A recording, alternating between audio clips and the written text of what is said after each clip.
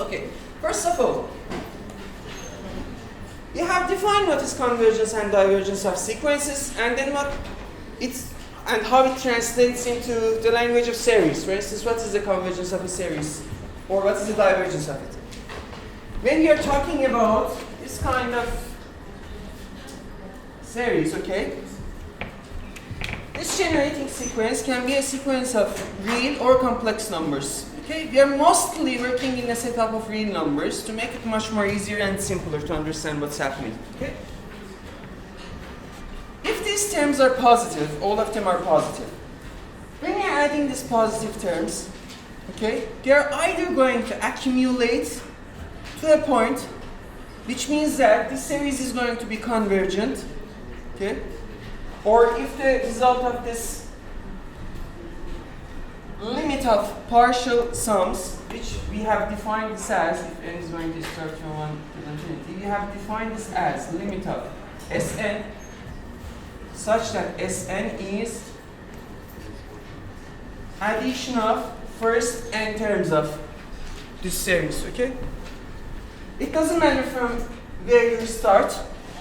Convergence concerns with the behavior of the sequence at the ends, which translates to the tail of the series, what is happening at the very ends. Okay? If this limit exists, then we call this series convergent, and the value of that series is going to be called equal to this value that we have found from the limit. Okay? This was the definition of conversion. If a series is not convergent, or it is going to accumulate through positive infinity or negative infinity, okay, then it is going to be called a divergent series. Fine? So, when we are going to talk about divergence and convergence of series, okay, if you have a series and you want to understand if it is convergent or divergent, what was the first thing that we needed to check about it? The necessary condition of convergence, right? I'm just going to try to build a ladder here for you. So whenever you are just going to see some series and there is a question concerning divergence or convergence of series, you need to step by step follow that ladder and see what is happening here. Fine? The real thing that you need to understand and learn is not about, okay, if this series is convergent, divergent. They are not really very important questions. The thing is that we are trying to do is this. Instead of just finding, okay, if this is convergent, divergent, we need to understand how we can systematically look at problems, okay? This is why we are trying to build a ladder, okay? So whenever you're having a question, you need to start from the first step and try to go on and go on and go on, checking each one of them. So if you're doing this procedure systematically, you will see that, okay, it's going to work and you will be done with it. The thing is that we need to be able to organize our thoughts, and this is exactly what we are going to do. So the first thing that we need to check about divergence or convergence of series is the necessary condition. Okay? Or we call it Cauchy criteria. And what was it? An converges and An tends to 0. Okay? How do I read this statement? Because I have used this symbol, what I need to do is this. If sigma An converges, then An must tend to 0. Okay? For instance, if you look at this series, minus 1 to the power of n, okay? What can you say about convergence and divergence of this series? If we want to talk about its convergence and divergence, what should we do? The first thing that we need to do is to check the necessary condition. Okay? What is the meaning of the necessary condition here? What is our An here for this series? Our An is minus 1 to the power of n, right? If this series was going to be convergent, then the limit of this sequence must have been 0. In a very loose sense, what is happening here is this. If you're going to have this series, which is convergent, it means that the contribution of elements to the very end of the series, towards the tail of the series, it is very small and negligible. it is almost zero, these contributions that are accumulating at the very end of the series. Okay? So, question. What is the limit of this sequence? What is the limit of minus 1 to the power of n? There is no limit, right? What? Yes. This sequence does not have a limit because if you look for the even subsequence, it is going to tend to 1. If you look at odd subsequence, it is going to converge to minus 1. Since you have two different limits, this limit does not exist. Okay? Since this does not exist, it means that the necessary condition for convergence is not satisfied. Which means that this series is divergent. Okay? So, trying to know if a series is divergent or convergent from the necessary condition, if the limit of general term is not going to go to 0, it's super easy. If the limit is not 0 or does not exist, you call that series divergent and you get done with it. Okay. But what about the cases that an tends to 0? Okay? Look at these two examples. I'm just going to again talk about these in next steps, but since we have talked about them. Is this series, which is called the harmonic series, okay? Is this convergent or divergent? This is divergent, right? Look at the limit of its general term. What is the limit of 1 by? Okay? Since this limit exists and tends to 0, you cannot go in this direction and say that the series is convergent, okay? That is why this is a necessary condition and not a sufficient condition. What about this one? Does this satisfy the necessary condition? What is the limit of 1 divided by n to the power of 2? 0, yes. So this satisfies the necessary condition.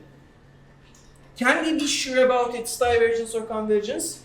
No, we cannot be, and we need to look for something more. Okay. The next step in our ladder, okay, are one specific class of series which we call them geometric series. So let me write it first. Geometric series.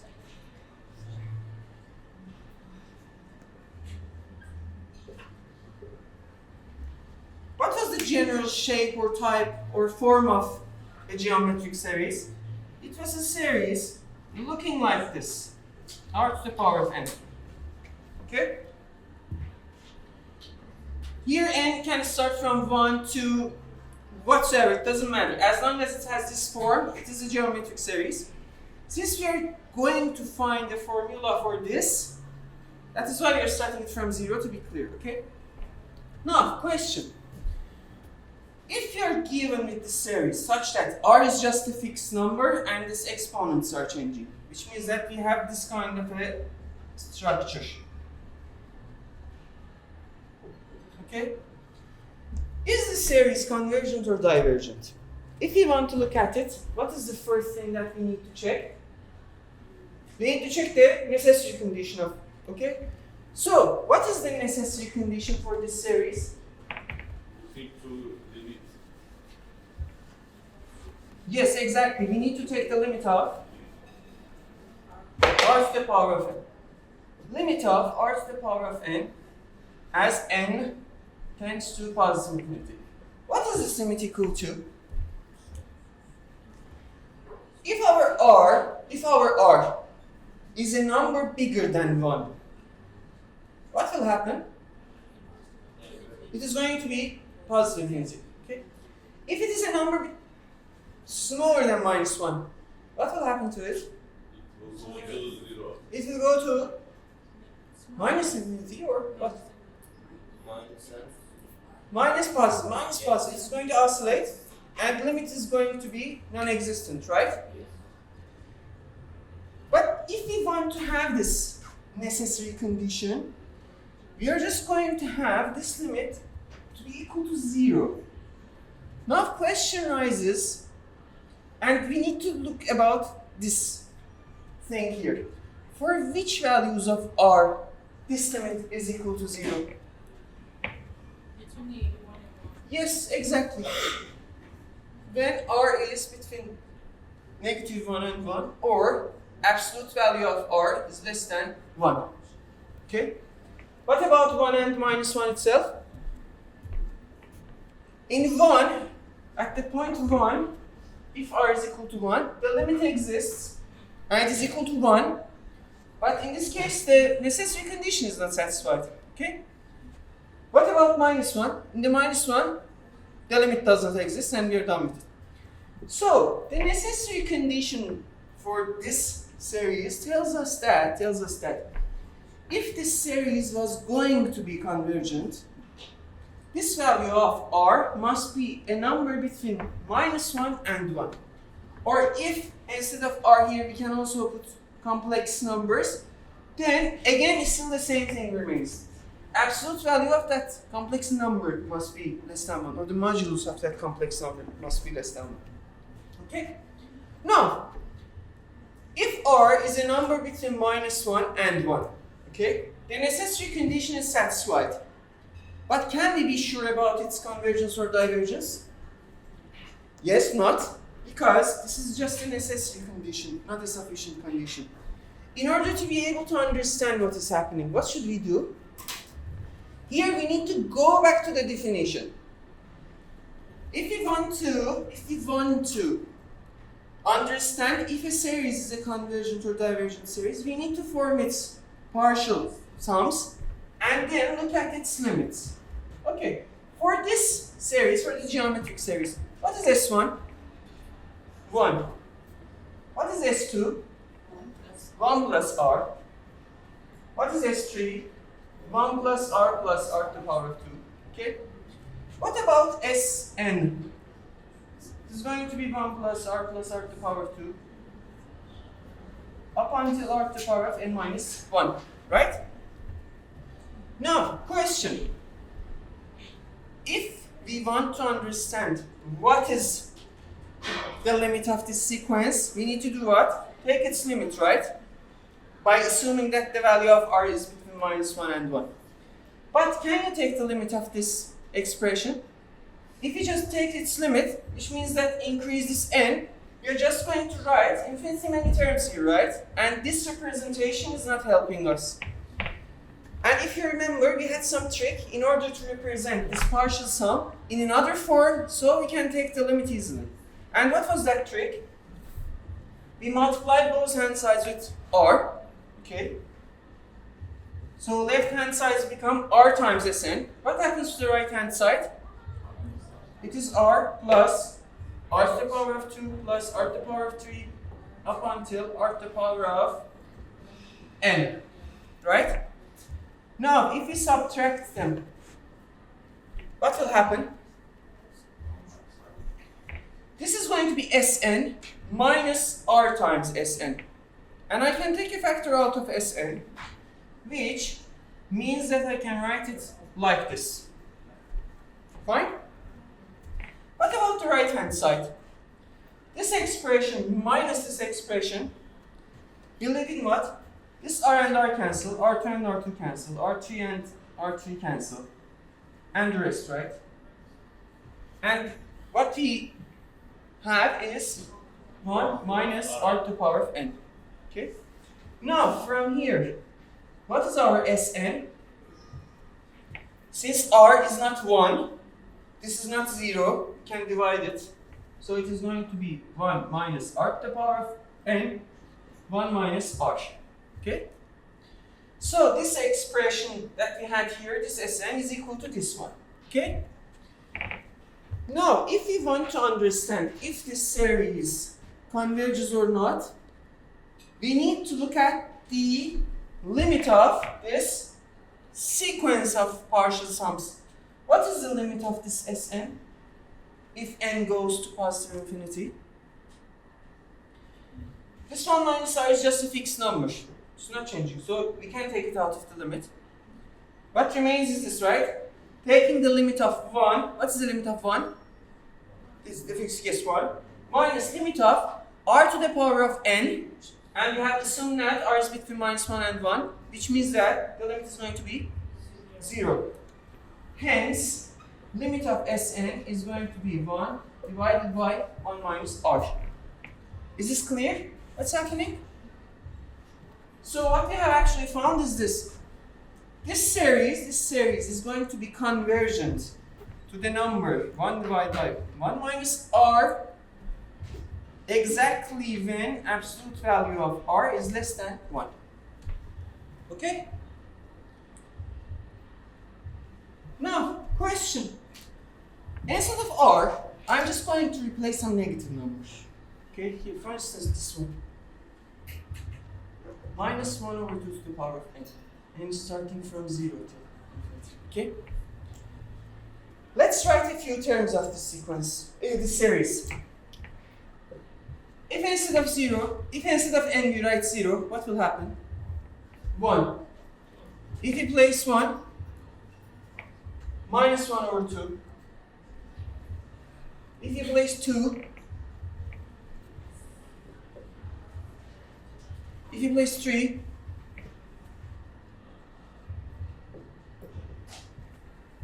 question, is this a convergent series or a divergent series? If you want to understand this, what should we do? No, not partial sums, not yet. Look at this ladder. We are always going to start from the beginning of this ladder, check them step by step until we are done, okay? First of all, we need to check the necessary condition of, okay?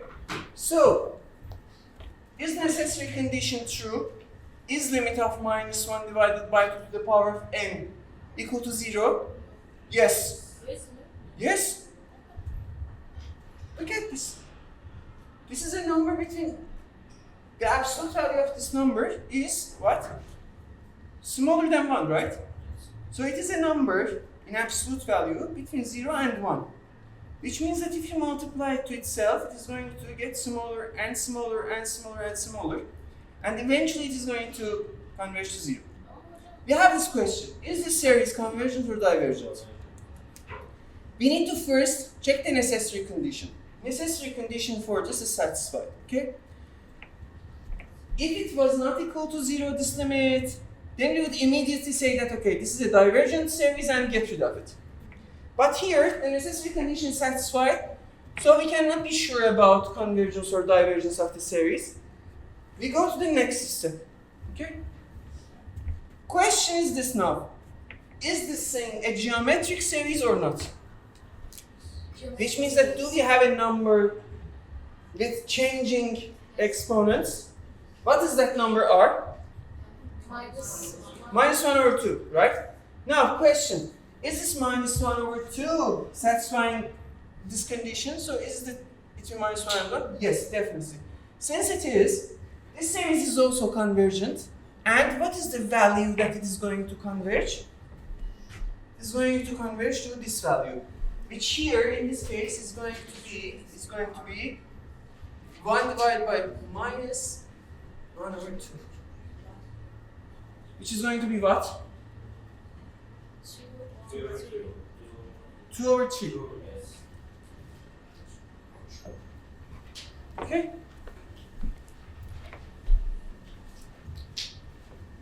What about series that have both positive and negative terms, like this?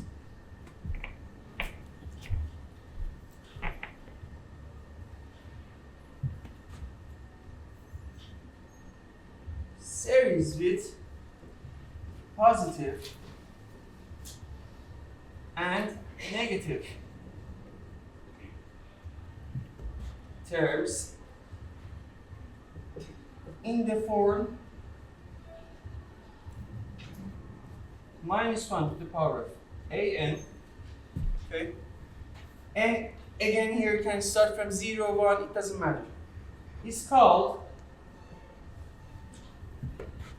an alternating series.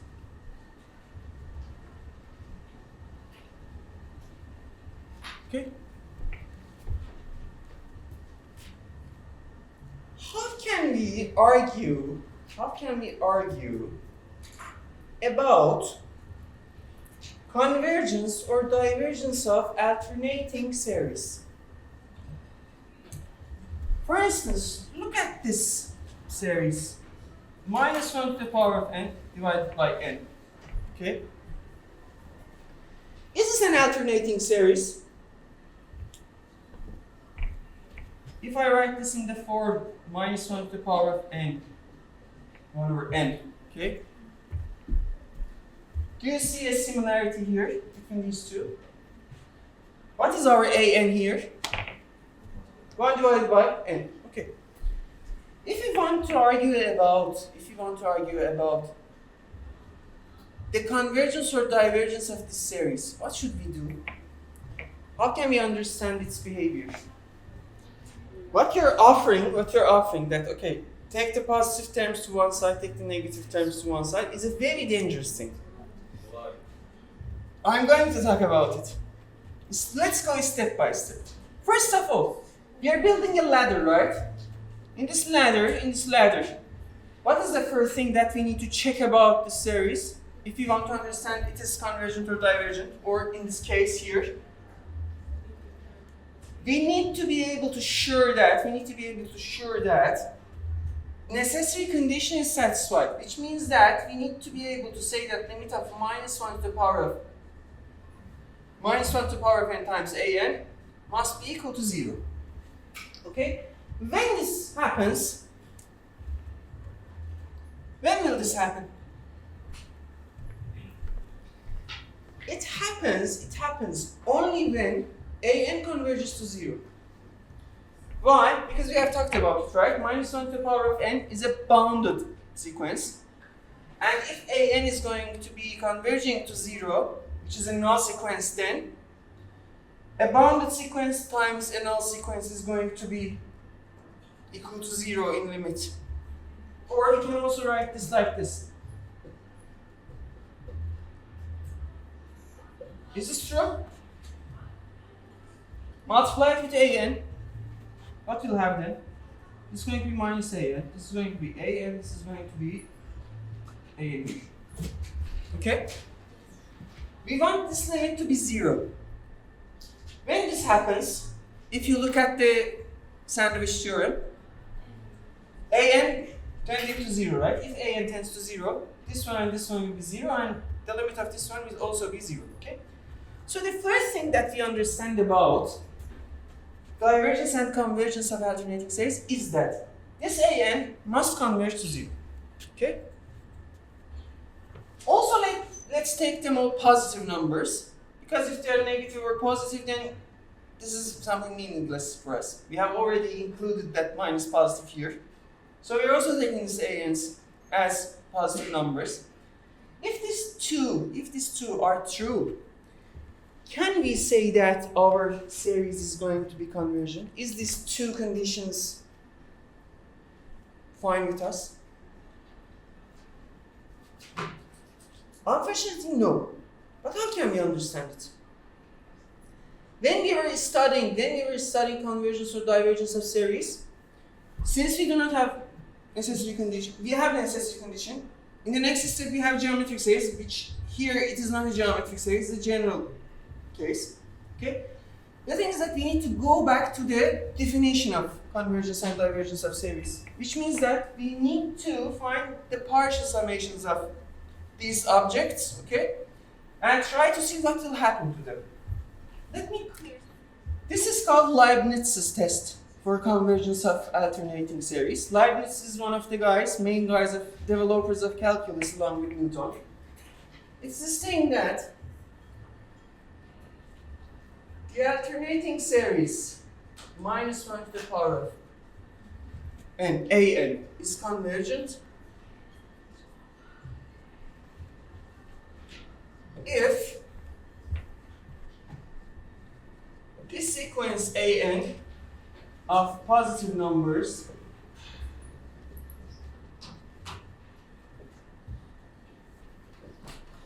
is a decreasing sequence,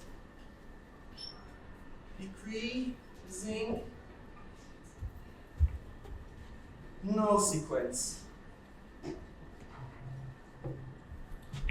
By null sequence, we mean an tends to 0. Okay? Why, when these three things that we have imply that the alternating series must be convergent? When we have these positive numbers, when it is a decreasing sequence, and when it is going to tend to 0.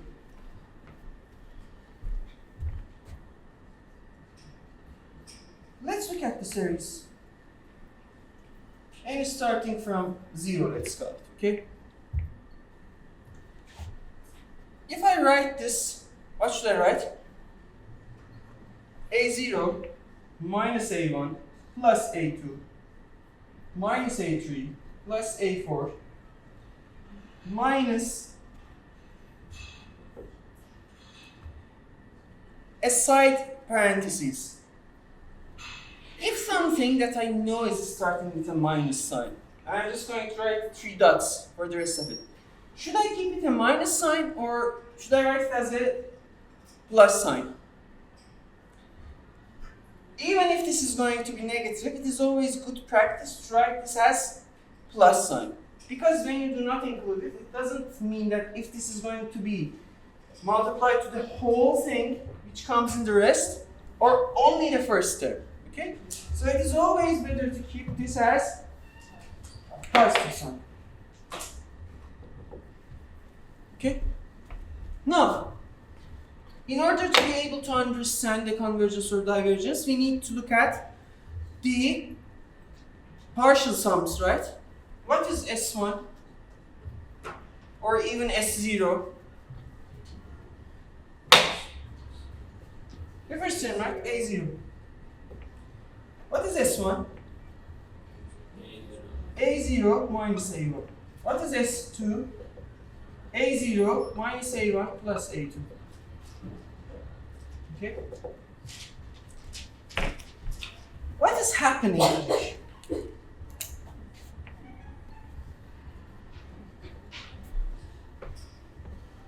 Let's assume that the first term, okay, S0 is going to be here. Okay? In the real line. What I'm trying to do is this. Is this sequence of partial summations going to converge to some point in the real line, or is it going to diverge? Okay? If S0 is here, where is the location of S1? Where should I put S1? Is it going to be to the left of S0 or to the right? Why left of it? Are you all sure? Oh no. Maybe Why not? A1 is a negative number? All of them are positive numbers. Okay, so it's not. So it must be here, right? In the left-hand side. Okay. Is it clear why this is happening? We are trying to look at the partial summations of this series in order to understand if it is convergent or divergent, okay? Which means that I need to form this partial sums, and based on that, I need to understand if this is going to be this S0, S1, S2, S3, Sn, okay? If it is convergent or not, okay? So, let's say that our S0 is lying someplace in the real line, here for instance, okay? What is the location of the next partial sum? S1. What is S1? It is A0 minus A1, right? Which means that from A0, I need to come back or move towards left. In what is the length of this here? 2. A1. It is A1. From here, my S0, which is A0 here, okay? I come to S1. This is A0 minus A1, right? That's the number. So I'm at here. Now, if I want to look at S2, what will happen to S2? Can S2 be here? To the left of S1? Why not? Because for S1, you're adding a positive number. So it cannot move towards left. It can move towards right. Question. Is it going to be to the left of S0 or to the right of S0? It will be S0. S0 exactly, why? Because minus how many? Minus 1 in square in second degree will be 1. Why? S2 is A0 minus A1 plus A2. What is this happening? So to this number, which is here, I'm adding A2. Okay? If this length is A1, here, because I have 2k step size of A1 towards left, okay? Where the S2 going to be? To the left of this S0 or to the right of it? Right. Why right, why left? Left because they say that it's decreasing, so the value of H Yes, is not exactly. Let's review the meaning of decreasing sequence. It is decreasing if for all natural numbers, okay, we have this an plus 1 less than equal to an. Okay? As this n's increase, the values of the sequence are decreasing. Or we can write it like this. A0, let's also include 0 here, is going to be bigger than A1, bigger than A2. Okay? Now, if you are looking at this S2, it must be to left or right? To the left. Why? Because we are adding a number which is smaller than this step. So this is going to be our S2. Okay? Where our S3 is going to be? Can I have a guess about it? Between S1 and S2. Between S1 and S2. Why? Because it's even smaller. So decreasing number. But it will decrease. What is this S2? What is this S2? It is A0 minus A1 plus A2. Okay? What is going to be my S3? S2 minus A3, right? Minus A3, which means that I'm just going to move towards left. Question. Is S3 going to be towards left of S1 or towards right of S1? Right. Why? Because decreasing numbers. Yes, we are adding a smaller step size. So our S3 is going to be like this. If you look at this, and you will see that S0, S2, S4, S6, S8, they're decreasing like this. And S1, S3, S5, they're increasing like this. Now question, how do we know that they are going to converge to just one point? For instance, they are not going to accumulate here and they are here. And we have a huge gap here. Why there is no gap in between? Why it is not going to remain? It is going to have no gaps here.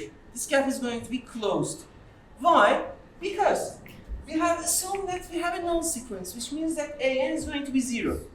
What is the meaning of this? In the very end, or after some step forwards, the contributions of these an's are going to be 0. What does it mean? After some step, if I want to add an or subtract an or whatsoever, it is going to behave like 0. Which means that I'm just going to move only a little bit towards right or left, which means that finally this gap is going to be closed. Okay? This is why this series is going to be convergent in this case. Okay? For instance, look at this series.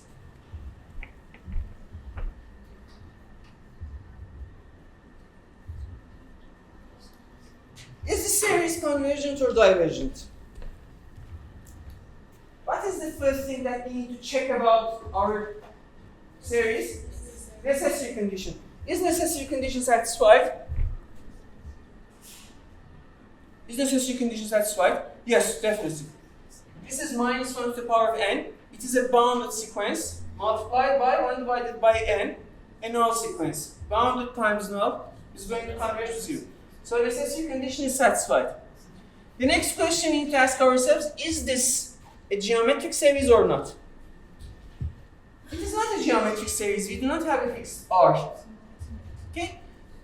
But it is really apparent that it is an alternating series because you have minuses, positives, and this kind of things, right? In this case, you need to immediately look for Leibniz's test, okay, in order to understand the convergence or divergence.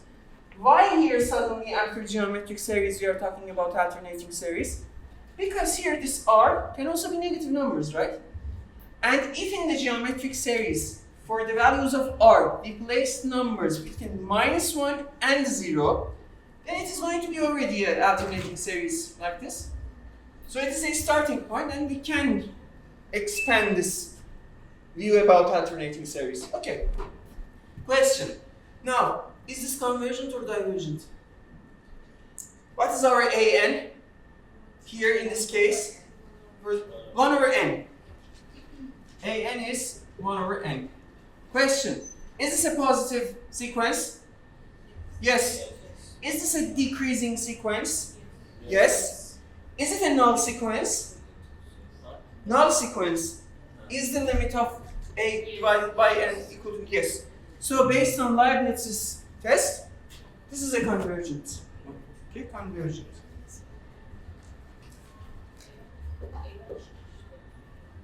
Okay?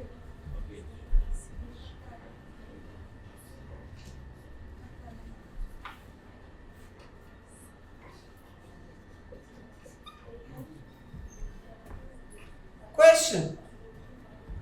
Is this an alternating series? Yes. So in order to understand its convergence or divergence, what should we do? Here you will say that we need to look for the Leibniz test, but actually no, first thing that we need to check is the necessary condition. Okay? If you look at the necessary condition, this is not going to satisfy the necessary condition. Okay? But anyhow, let's assume that we have spotted it as an alternating series, okay? And let's try to use the Leibniz's test on it, okay? What is going to happen to this an? An is 1 plus 1 divided by n, right? Is this a positive sequence? 1 plus 1 over, yes. Is it a decreasing sequence? 1 over n is decreasing. If you just shift it one, it is also going to be. So it is decreasing. So this satisfied, this satisfied. What about this? Is it a null sequence? No. No, so we cannot use the Leibniz rule. Okay? But before coming to that, you could definitely spot it that this is not a convergent series by checking the necessary condition. Okay? We call a series absolutely convergent, okay, whenever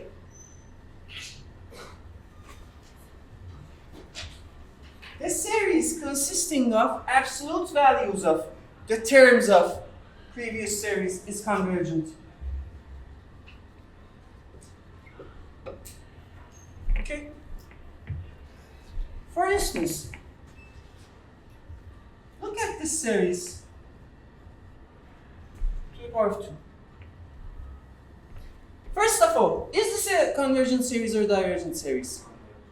It is convergent. From where? From Leibniz's rule. Great.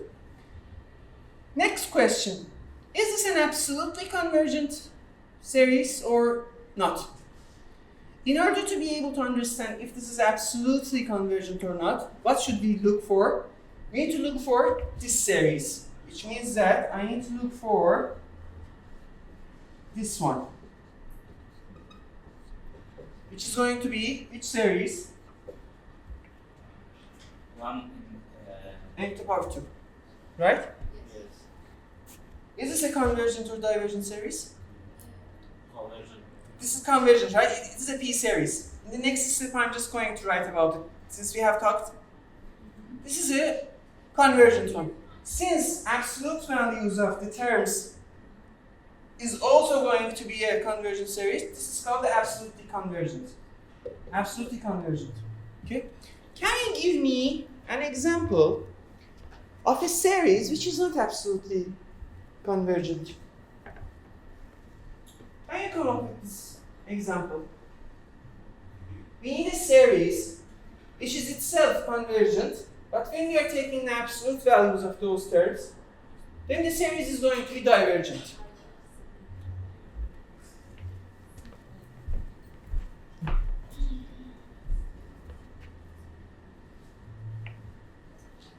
Let's look again to this series. Is this a convergent or divergent series? If you want to understand the convergence or divergence of a series, what should you do first? Necessary condition. It's a convergence. Necessary condition is satisfied. The next step is try to see if it is geometric series or not. And if it has some negative terms, like this, you need to directly go to the alternating series, okay? Based on Leibniz's rule, this is a convergent series. Is it absolutely convergent or not? It is. Why it is? In order to know if it is absolute convergent or not, what should we do? We should look at this series, right? Minus 1 to the power of n divided by n, which is 1 divided by n. Okay? Is this a convergent series? No. This is not a convergent series. No. This is a harmonic series, right? Harmonic series, which is not convergent. Which means that this is not absolutely convergent. Okay? Is it clear what's happening? Is the definition clear? Okay.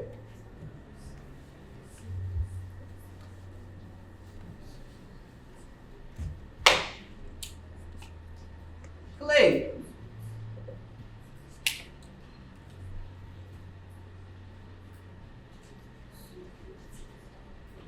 Absolute convergence implies convergence. What does it mean? It means that if I have a series which is absolutely convergent, then it is also going to be convergent. Which means that convergent, then convergent. Why? It is satisfied for both of them. Yes. If absolute value of an here is going to go to 0, an must tend to 0. So the necessary condition of convergence for this is satisfied. But if necessary condition is true, can we say that, okay, it is convergent? Cannot guarantee that. We need something more. What else? What do you think about it? Do you have any ideas? Why this is true? Do you remember the direct comparison test that we have talked about? I'm going to review it, but anyhow. We were saying that if you have series with positive terms, okay? Let me write it here. I will again go over here. Okay? If this thing happens, and even if this is true, okay? Then we have this, okay? And if Bn is convergent, it must force An to also be convergent, right? For a series with positive terms, if this is true, we can claim this, and if this sigma Bn is convergent, we can be sure that An is going to be convergent. How can you use this in order to say something about this? What is the relation between An and the absolute value of An?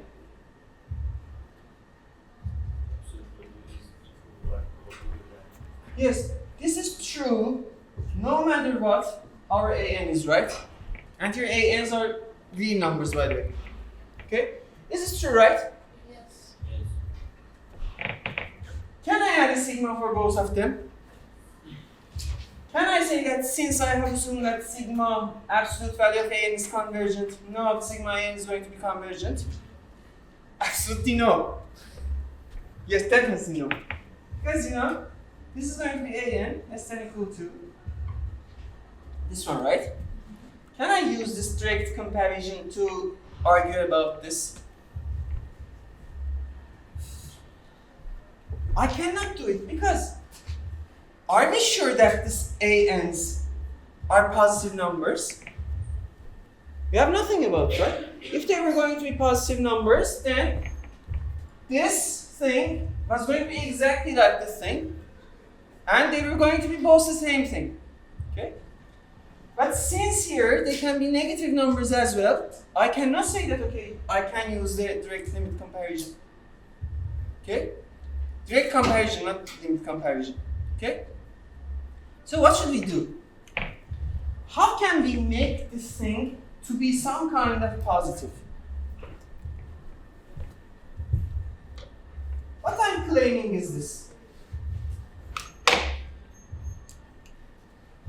An plus absolute value of an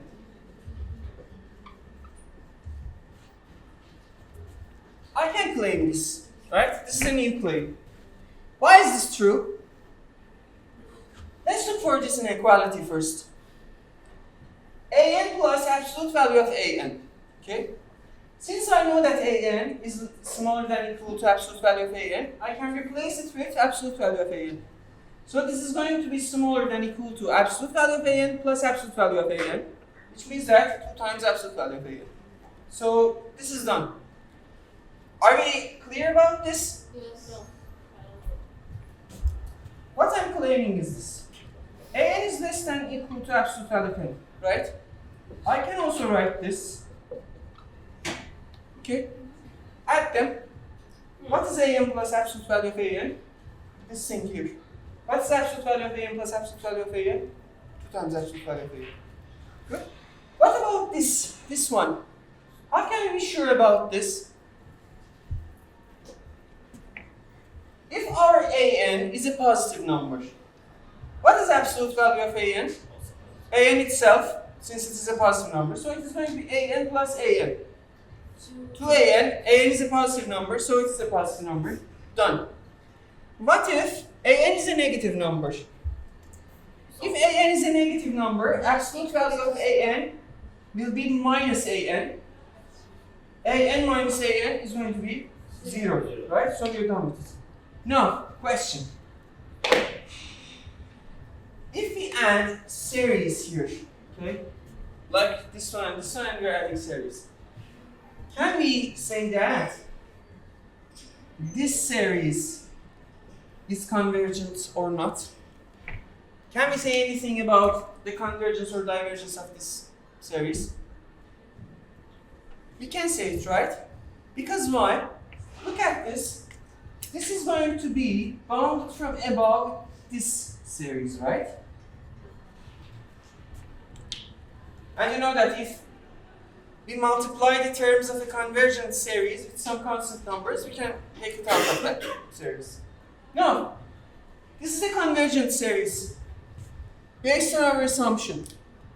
Since our assumption is that this is a convergent series, which means that this series, which has positive terms, this must also be convergent. Okay? So this series is convergent, this series is convergent.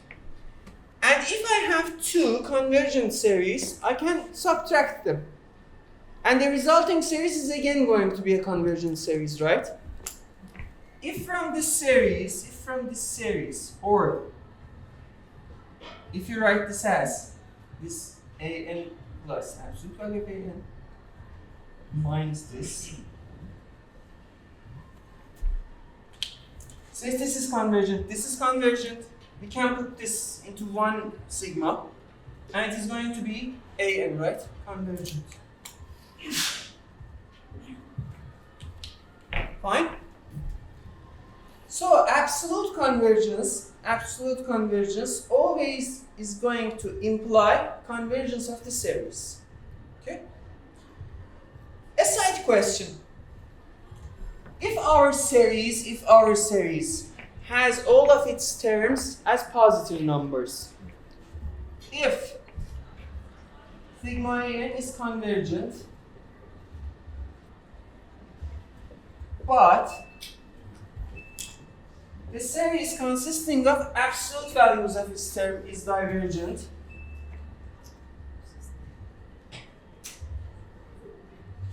then this series is called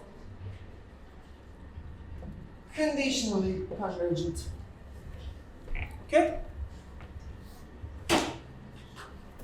Let's look at some examples, because if you do not have examples, then it means that we are talking about something which does not exist, right? Do you have any examples of conditionally convergent series? This one? Yes, thank you. You get a point for it. Minus 1 to the power of n divided by. Okay? This is a conditionally convergent series. Why? Is the series convergent or not? Why it is convergent?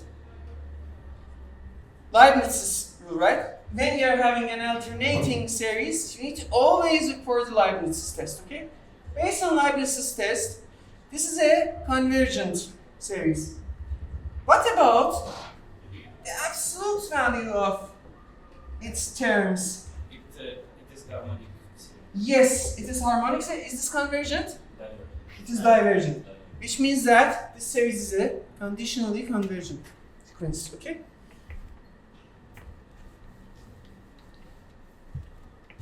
There is one very important thing that you need to remember about series when you are working with series that have some negative numbers, okay? Let's write a few terms of this series, for instance. Okay, what is it going to be? Let me make this first one positive and starting from 1, okay? What are the terms of the series?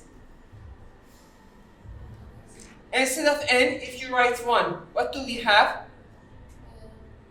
Okay, 1. What is the next? Minus 1 divided by 2. What is the next one? 1 divided by 3. Minus 1 divided by 4, and etc. Okay? A rearrangement of the elements of a series happens when you take these numbers, okay, and change their order. For instance, a rearrangement may look like this. Rearrangement.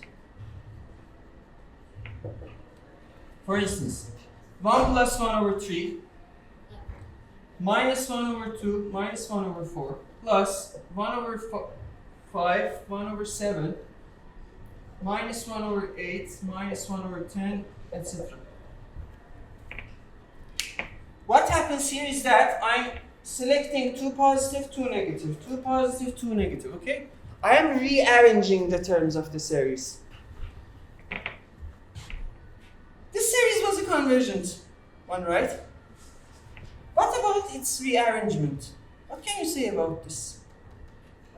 Can we be sure that rearrangements, this new series that we have here, is going to be a convergent one, like you had before? What do you think? Why yes? Because Leibniz. You need to use the Leibniz's rule for the new sequence, right? Can you write the general term producing this sequence? You need to give me the AN. Give me AN, then we will talk about it.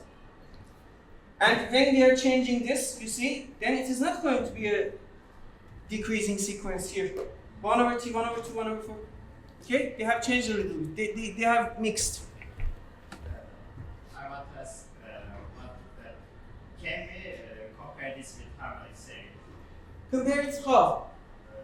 Like, if I write this up, like 1 minus 1 over 2 plus 1 over 3, and in the downside of it, I will write 1 plus 1 over 2, 1 over 3 plus plus. And if I compare this, like, this one is more smaller than harmonic series, so Maybe your technique is going to work for this specific one. But what about other cases? The thing is that we are not going to prove this here, but you need to be aware of these things. So I need to say 2 theorems. First of all,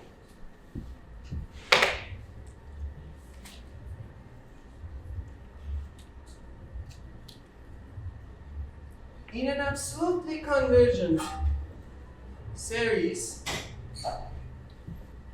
rearrangement does not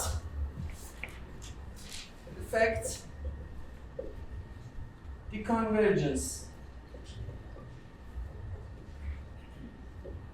Okay? If you have something like this, and we some kind of try to reorganize these indexes, okay? We're rearranging them. Here we are some kind of defining a perturbation, a permutation on natural numbers. For each natural number, you are selecting one and only one another natural number. So for instance, n1 can be 2, n2 can be 10. Okay, we are just selecting different natural numbers. This one and this one, they are going to have the same values. Rearranging the terms of an absolutely convergent series does not affect its convergence. Not only its convergence is not changing, the value of the series is also the same thing. But for conditional convergent series, the situation is a little bit different.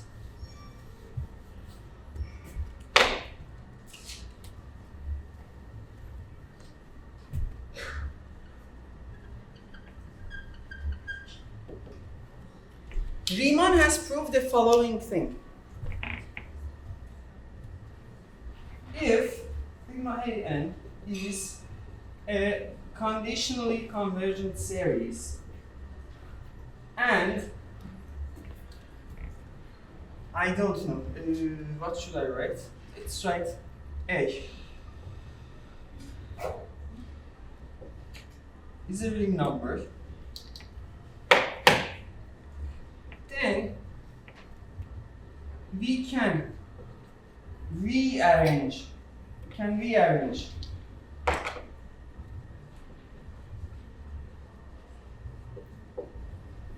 the terms such that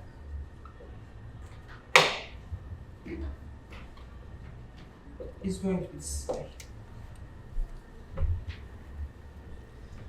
This is a very interesting result, by the way. What is happening is like this. Take this series. This was a conditionally convergent series, right?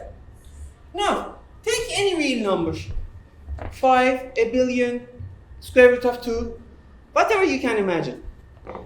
Riemann has proved that you can rearrange the terms of this series in such a way that the series is going to be convergent to the number that you have already picked. What is the danger here? The danger here is this.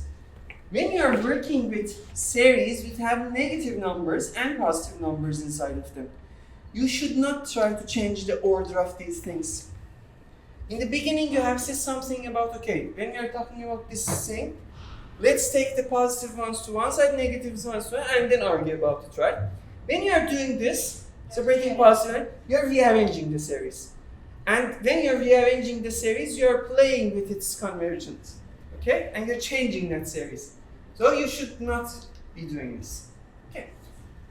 How can we argue about this? Why this is true?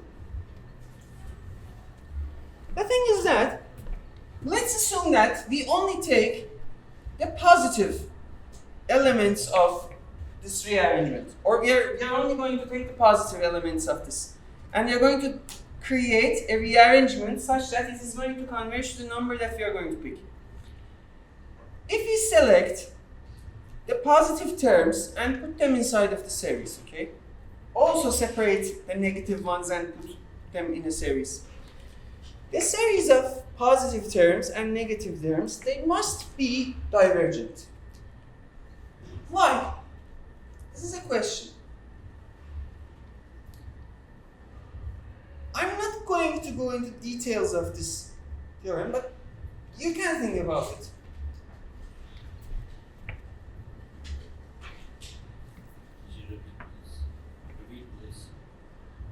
saying is this. You have this conditionally convergent sequence, which means that it has some positive numbers, some negative numbers, right? Yes. Take the positive elements, put them inside the series. Put the negative elements inside the series. Both of these series, consisting of positive elements and negative elements, must be divergent. Why? What I'm claiming is this. If we some kind of add the positive terms, it is going to belong to positive infinity. If we add the negative terms, it is going to belong to minus infinity. Right? So keep this in mind, and the trick that we are doing to do is this. Actually, how we are proving this term. Select our target number A, that we want to rearrange this series in such a way that it is going to be convergent to that number. For instance, let's select this number, A, here. Okay? What will happen is this. You start from the positive elements of the series, okay? And add them together. For instance, this is going to be the first one. This is going to be second one. This is going to be third one, for instance. Okay? I'm passing it. Okay? For any number that I take, are we sure that we are going to be able to add enough of them to pass this line? Yes, we are sure, because the series of positive elements are going to be a divergent series. Okay? If I pass this, okay, now change, Philip. Start adding the negative elements. So if I add negative elements, we may come, and then we pass it, stop. Now, again go back to positive ones. Start adding positive ones. If you pass it, stop. Then start adding negative ones, positive ones, negative ones.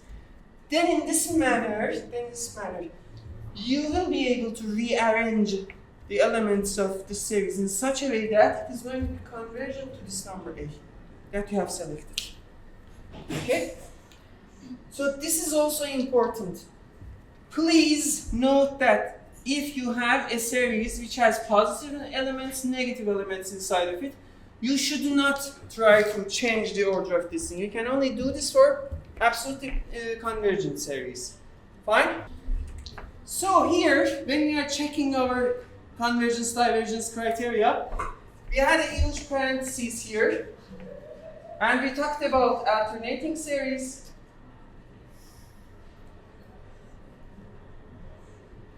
and Leibniz's rule, Leibniz's test. Okay? What is the next step in this ladder? The next step in this ladder is again another type of very specific kind of series, which are called P-series, as we have discussed. P-series. Okay? What was the general form of P-series? 1 divided by n to the power of p, and starting from 1. Shall we write a few terms of this? 1 plus n to the power of 2, no. 2 to the power of p plus 3 to the power of p, 4 to the power of p. Okay? Question. Is this series convergent or divergent? If this p is going to be changing. If it is a real number that is changing, what will happen to this series? For instance, if our p is less than or equal to 0, less than 0, let's see. What will happen in this case? What kind of series do we have? We have some series like this, right? N to the power of minus 3, for instance. Okay? If we want to understand the divergence or convergence of this kind of series, what should we do first? Check the necessity condition. Exactly. Whenever we have this p as a negative number, is necessary condition satisfied here for this series? Look at this, for instance. This is going to be like what? N to the power of 3, for instance, okay? and when we are taking this limit of n to the power of 3, it is not equal to 0. Okay? What does this mean? It's divergent. Divergent, yes. Divergent. Divergent. Why? Because of necessary condition. Okay? What happens if p is 0? It's blue just It's going to be 1 plus 1 plus 1 plus 1. It's still divergent. Yes, and it is going to be divergence, right? Why? Because again, if you look at this, the necessary condition is not satisfied. What is the limit of 1? 1 and not 0. So we are done with it. Also, if you look at the partial summations of this kind of series, what you will get? Obviously, it is going to be, the partial sum is going to be n, okay? N times, and if you take the limit, it is going to be positive infinity. It is not going to be a real number. So again, by the definition or by the necessary condition, this is going to be a divergent. Okay. When p is a number between 0 and 1, what will happen then? Convergent or divergent? And why? One is less than one. It's really For instance, if we have this kind of a number here, 1 over 2, which is square root of n, okay? 1 plus square root of 2. Is this divergent or convergent? What was the line of arguments that we had? We have talked about this either by the means of integral test, or in order to also put something here, direct comparison test, right? If a and b n, if we have this, then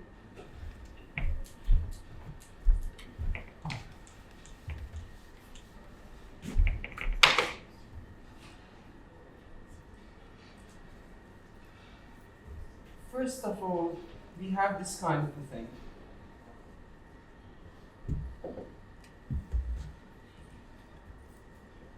If this converges, then what can we say about sigma an?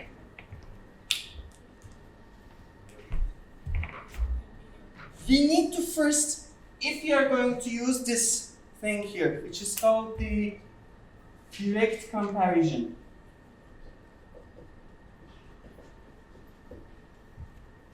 We need to be sure that we are working with series with positive terms. Okay?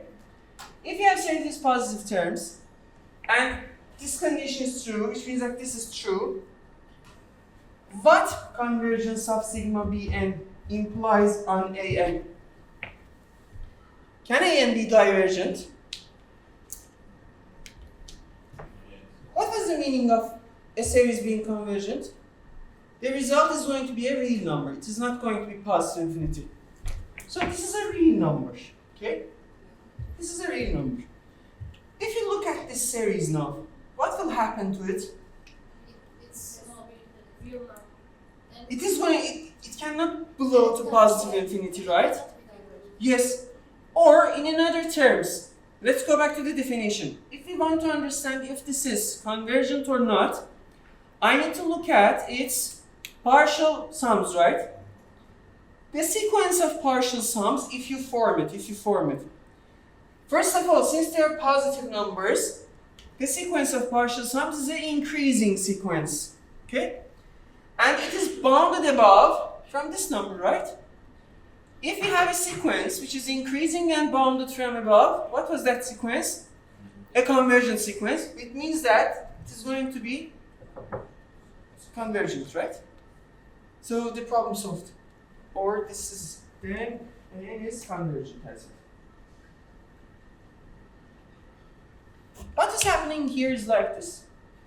When we have this, and this is a real number, not positive infinity, then this cannot blow to positive infinity. What about inverse of it, by the way? if you have this, and this is a divergent series, okay, its sum is going to be positive infinity. What can we say about sigma an, about its convergence or divergence? We can't say anything, right? Anything is possible here. Can you find examples for this case? Can you write down examples for this? For the reverse of this. The second thing is, if sigma an is divergent, then sigma bn is divergent or what?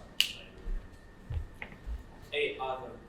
This is going to be a divergent series, right?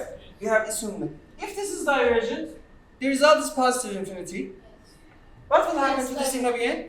It will also must be positive infinity, right? Because how can we have a real number greater than positive infinity? If you look at the definitions, so this must be positive infinity as well. Okay, diverges. Okay. Let me also close this parenthesis. Now, how can we use this in order to argue about this series when p is between 0 and 1? Can I say that n to the power of p is less than or equal to n if p is a number between 0 and 1? Yes. We are extracting some kind of roots, right? So it is going to be like this. If we flip them, what will happen? 1 over n is going to be less than or equal to 1 over n to the power of p. Okay? Now, look at this. Is the conditions of direct comparison test satisfied? What is our an? 1 divided by n. What is our bn? 1 divided by n to the power of p. Okay? So, sigma 1 divided by n is also, we can write about this, right? This is going to be less than or equal to n to the power of p. Okay? Now,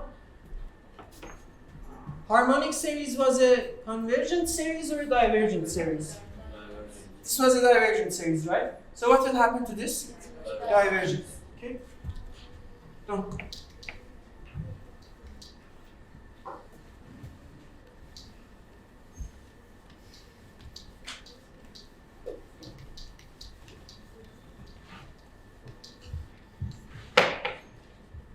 Again, divergent direct comparison.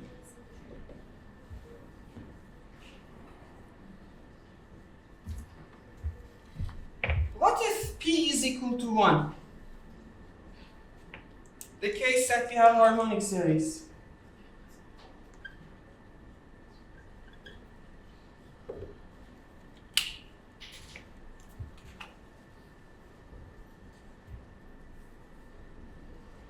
Again, divergent. And if you remember, we have also used a similar argument again here with the direct comparison. We had this 1 plus 1 over 2, 1 over 3, 1 over 4 again. We have put 1 over 3 and 1 over 4 in a package. Use the smallest one. It became 1 over 2. Selected the 4 next one. Chose and replaced it with the smallest one of them. It became again 1 over 2. And did this for the packages of 2 to the power of n. They all became 1 divided by 2, and it was going to be greater than a divergent series, which was divergent. What happens if our p is greater than 1? It's still divergent. Why? Look at this, for instance. Is this a divergent series or a convergent one? Convergent. Convergent, right? We have talked about this. But why? If you are saying that it is going to be divergent, yes, you can make claims. It is completely fine. But you need to prove your claim. Right? What's your idea? We can necessary condition. Necessary condition is satisfied here. Or then we can use integral. Yes, we have used integral test right here. We have used integral test here. Convergent because of integral test, right? is integral test, by the way? If f of x is a positive, this is the first thing, decreasing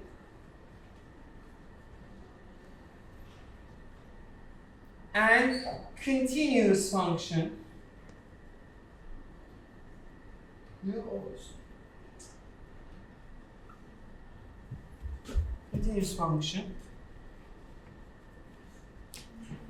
then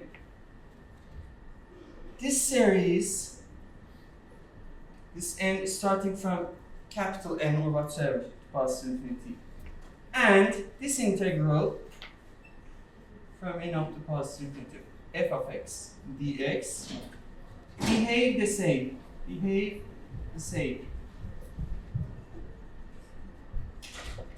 What does it mean? It means that we form this improper integral and we have this series. If the series is convergent, then this integral is convergent, and vice versa. If this is convergent, this is convergent. And if this is divergent, this is divergent. Or if this is divergent, then this is divergent. Okay? And how did we apply this to the P series? What is the function that if I do it, I'm just going to get 1 divided by n to the power of P? Let me clear here. I need some space.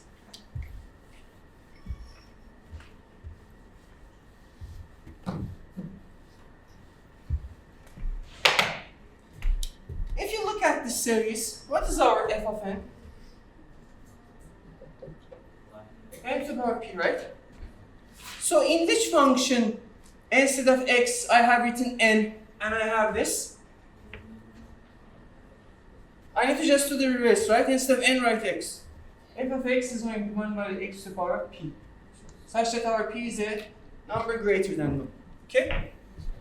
Now, question. Is this a positive function from on the positive sides of, yes, this is a positive function. It stays above the x-axis. Is this a decreasing function? Yes. Their graphs were looking like this, right? Is it a continuous function? So check, check, check. All of the conditions are satisfied. So what can we say now? We can say that this series behaves like this integral. If you're starting from 1, x to the power of p dx. Okay? How can we calculate this improper integral? LMX. No, nothing. What was the general formula? Integral of x to the power of d dx, okay, was what? D plus 1 divided by d plus 1. If d is not equal to minus 1, I have also a plus c here. What if d was minus 1? Which means that if it was this integral, it was ln of absolute value of x plus c, in the case that d is minus 1. Right? So we are adding 1 to the exponent and dividing everything with that exponent. So this is going to be integral of x to the power of minus b dx, okay, which is going to be equal to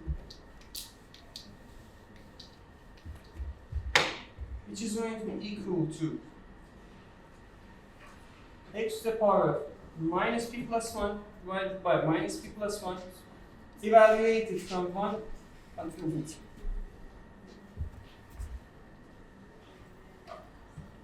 We are going to calculate limit of x going to positive infinity. Here we normally replace it with b, but it doesn't matter.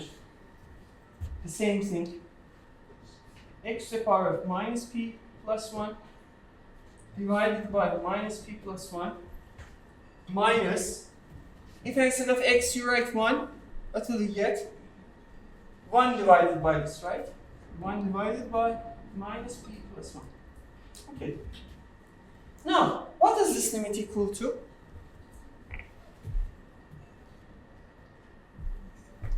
P is a number greater than 1 you have assumed, right? So what will happen to minus p? It's going to be less than minus 1. If we add to it, minus p plus 1 is going to be a negative number. Okay? So we have x with a negative exponent. Okay? Or you can take this x down here to have a positive exponent. And when in the denominator x is increasing, what will this converge to? This will converge to 0. 0 minus this thing, this is going to be 0 minus this thing, which is going to be p minus 1. Okay? If you multiply this minus 2. Is this a real number? Yes, this is a real number. Since this is a real number, it means that this improper integral is convergent. Which implies what? This series is also convergent. And you're done with it. Let's continue where we have stopped. We are trying to create a ladder that when we are dealing with some series and we want to understand their convergence or divergence, we should immediately go these steps and try to understand what's happening. We have talked about necessary condition, we have talked about geometric series, and here we have had the parentheses that we talked about series with negative terms, we talked about Leibniz's test in order to understand if there is this convergence or the alternating series or not. Then we have talked about p-series, which are series of this one. We know that if instead of this p, which is a real number, we place a number, a real number greater than 1, okay, this is going to be a convergent series, which means that the value of it is going to be a real number. Now, look at this thing here. If instead of this p, I change my notation and write it as x, can I define a function here? Yes, we can actually define a function here. This function, which is defined for the positive x is greater than 1, is called Euler's zeta function. Okay? This is a very important function for us. Euler has shown that the value of this in 2, which is this one, n to the power of 2, is equal to, what are your guesses? What do you think that the value of this series is going to be? First of all, is this a convergent series or a divergent one? Why, if you want to understand the convergence or divergence, what should you check? Necessary. Yes, first of all, we need to check the necessary condition. Is necessary condition satisfied? Yes, necessary condition satisfied. So we cannot be sure about convergence and divergence. We need to go the other steps. Is it a geometric series? Is there a fixed R such that its exponents are changing and these numbers are added to each other? Is there such an R? No, it is not like that, right? So what is the next thing that you look for? Do we have a p-series or not? Is this a p-series? Yes. And p-series, and what is the value of p here? 2. Is it a convergent series or not? It is convergent. P-series for p is greater than 1 is convergent. So this is actually going to be a number. What do you think that number is going to be? E is one of them. Okay, E. B. Other guesses. What is B? B. Ah, yeah, fine. Right? Okay. What else? 2. Okay. What else? The one who guesses the closest number will get 2 points. 1.5. What else? Any other guesses? 1. You have already guessed one. 1 point. You have already guessed one. No more. You have guessed one. What is your guess? 1.6. 1.6. What else? What is your idea? 1.3.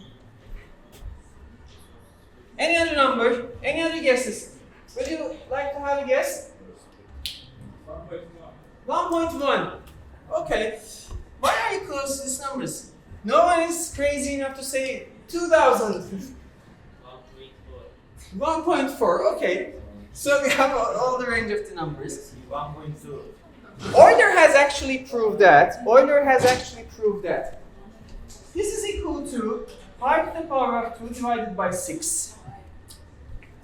Can you please numerically calculate what is that number? So, let's see who is the guessy one. Let's see who is the lucky one.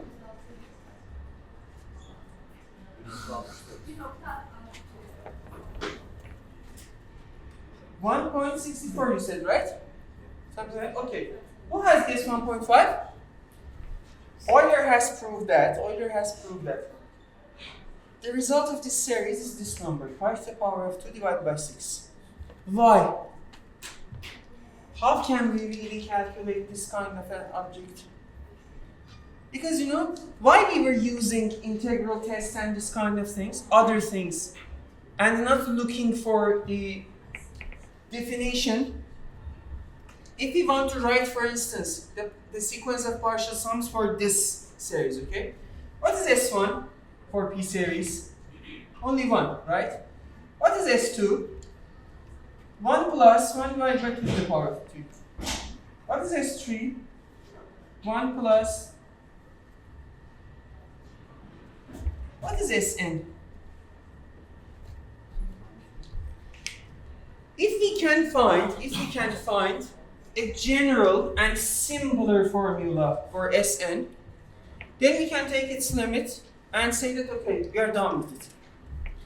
But unfortunately, we do not know anything about a simple formula for the Sn. Okay? That is why we are not able to write this Sn down and take the limit and talk about the convergence and divergence. That is why we need to look for something else. That is why we are talking about direct comparison or integral test and this kind of things. And in almost all of the cases that you're going to see, it is going to be impossible to find this Sn in a very simple closed form, such that we take the limit and we have it. Okay? That is why we have looked for this. Since we do not have a closed form thing for this one, finding the values of this P series in 2, in 3, in 4, or whatsoever, they're extremely difficult. One of the research questions that we can have is that why this is true? Why is this P to the power of 6? P to the power of 2 divided by 6. Euler has not only been able to prove this, by the way, it's a very nice and amazing proof. When you're reading it, the kind of ideas that pops here, you will see that, okay, how you have been able to come up with this kind of ideas. And you're getting amazed with Euler's mind, but anyhow. He has also been able to provide closed form formulas for these values, okay? Which are n from 1 to infinity of 1 divided by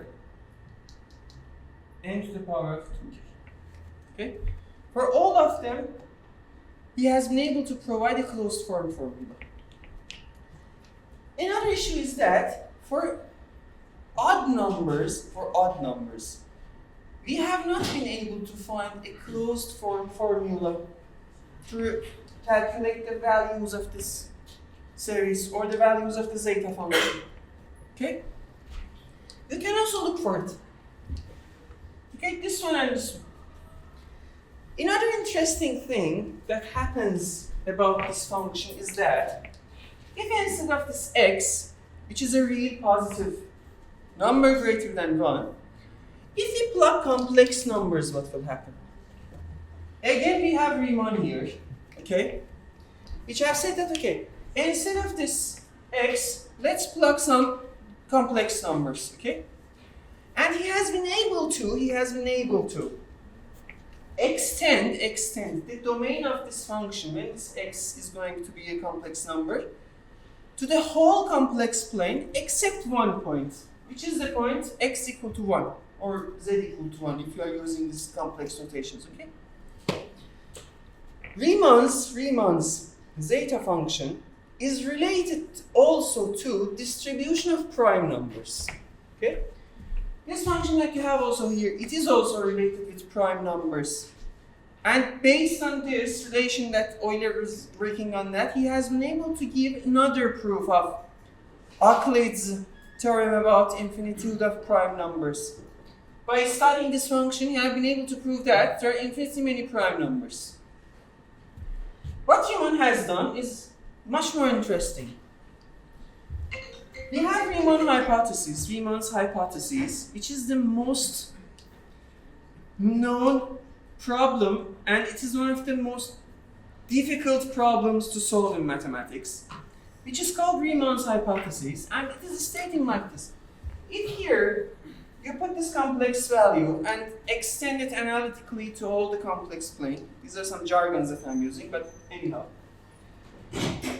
And if you look for the zeros of that function, okay, the analytic continuation has some zeros in these places, which is called the trivial zeros, and all other zeros lie on a strip which has real part equal to 1 divided by 2. Which means that they're all going to be here. You can find zeros of functions, right? For instance, if I give you this function, what are the zeros of this function? I and minus I. Yes, I and minus I. What about this function? And its analytic continuation. If you look at the zeros of those functions, it is going only here. And a thing that we still do not know, which is known as the Riemann hypothesis, the zeros that are going to be like here. Understanding the distribution of these zeros helps us in order to understand the distribution of prime numbers.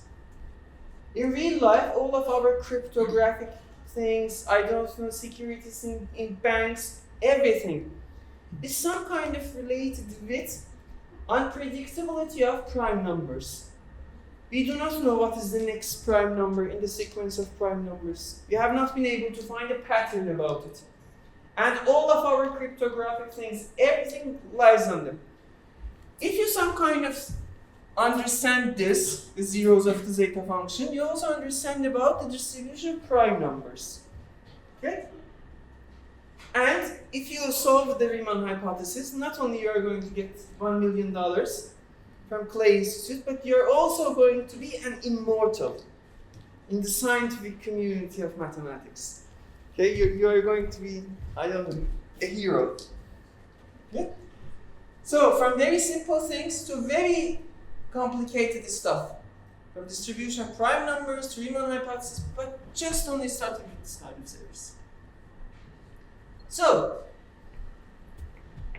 what about the values of this Euler's zeta function on even numbers and its relation with prime numbers? This is a research question for you. Okay, good. So, okay, what is the next step in this ladder? If I have a series which satisfies the necessary condition, is not a geometric series, is not an alternating series, is not a p-series, what should I do about it? For instance, we have just this kind of a series, okay? How can we argue about its convergence and divergence?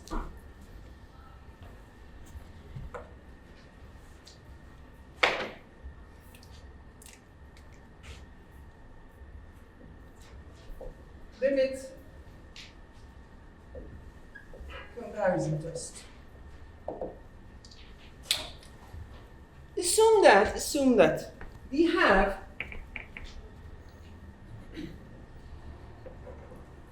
this an and bn positive numbers. Okay, this an and bn positive numbers. And we are calculating this limit of their ratios. Okay? Okay, an divided by bn. If this is going to be a number, I call it L, which is a number between 0 and positive infinity. It is a real number, not 0, not positive infinity. In this case, if this happens, then sigma an and sigma bn behave the same.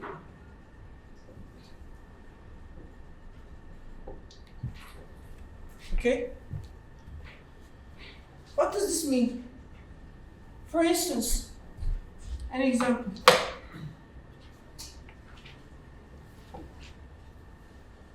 If you have this series, okay, how can we argue about its convergence or divergence? What should we do?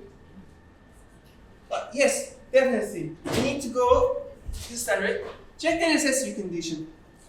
Is necessary condition satisfied for this series? What is the limit of?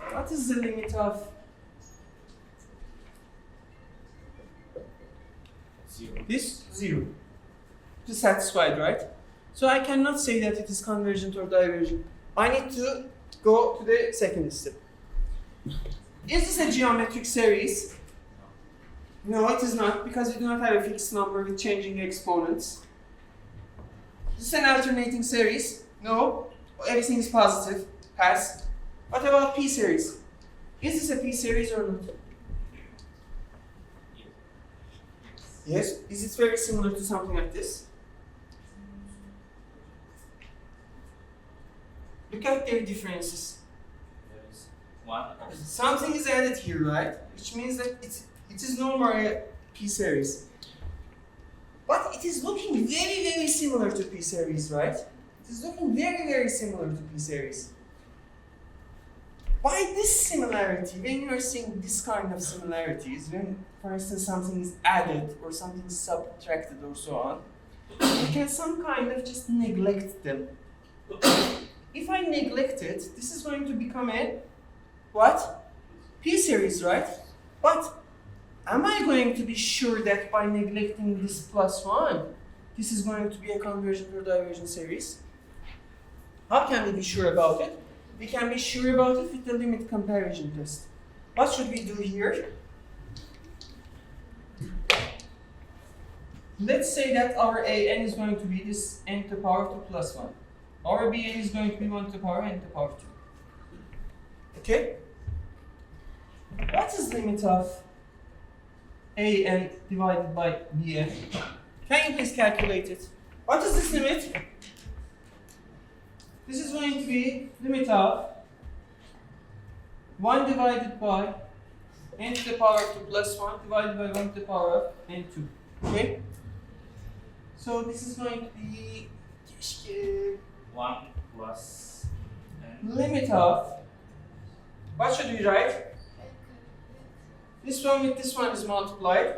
This one with this one is multiplied. So we have n to the power of 2 divided by n to the power of 2 plus 1. Okay? This is a polynomial, this is a polynomial. And at infinity, they are behaving like their term with the highest degree. So this is n to the power of 2, this is also n to the power of 2. If you cancel them, what will happen? 1. So what is the limit of 1? 1. Is the limit a number between 0 and positive infinity? Yes, it is.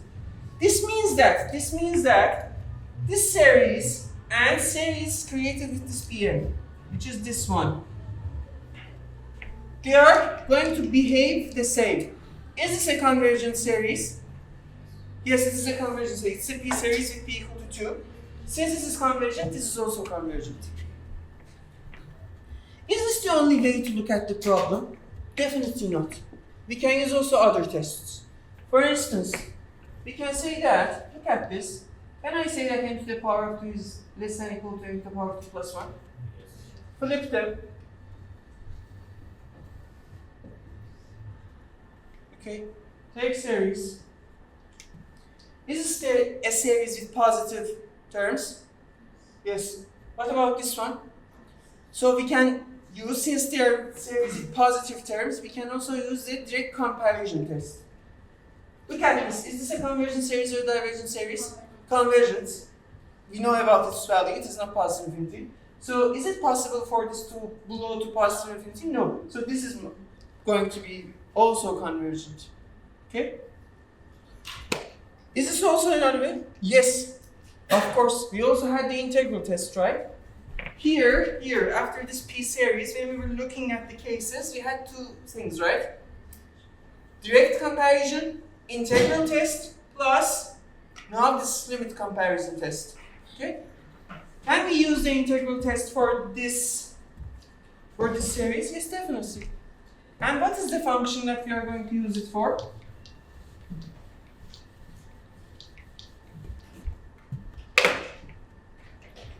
One divided by n to the power of 2 plus 1. We need to integrate which function? It must be a function such that if instead of x I write n, I get this one. So in this one, instead of n, just write x. So it is going to be x to the power of 2 plus 1. Now we need to check the conditions of integral test. Right? Is this function a positive function? On the positive axis of x. Yes, it is positive. It remains above. Is this a decreasing function? Yes. Is this a continuous function? Yes. This means that the improper integral of this function is going to behave like this series.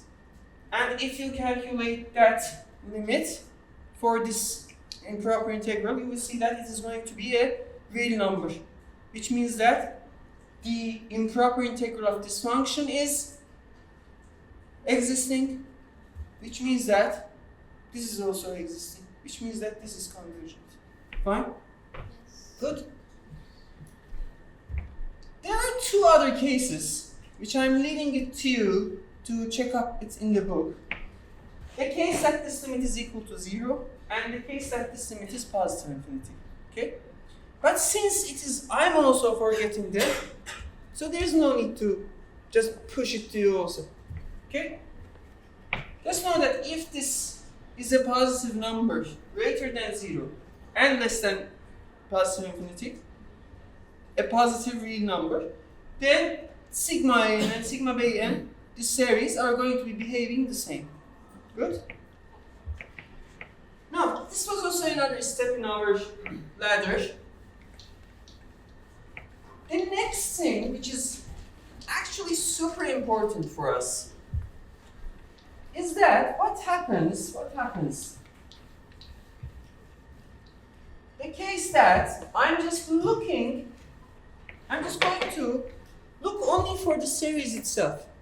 Because, you know, in the direct comparison, or in the limit comparison, or in the integral test, we need to find something else and compare them together, right? What happens if you're not able to find something similar to these objects? Okay? Then what we should do? For instance, if you have this kind of a series, n factorial, n from 0 to positive infinity, okay? And if you want to understand the convergence and divergence of the series, what should we do? What is our checklist, right? First, the necessary condition. Is necessary condition satisfied?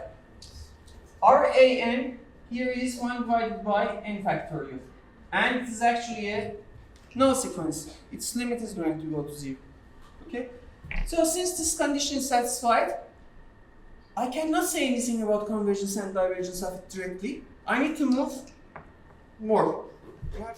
Since 0 factorial is defined as 1, so I have no problem with it. Okay. 1 factorial is defined as 1. Okay.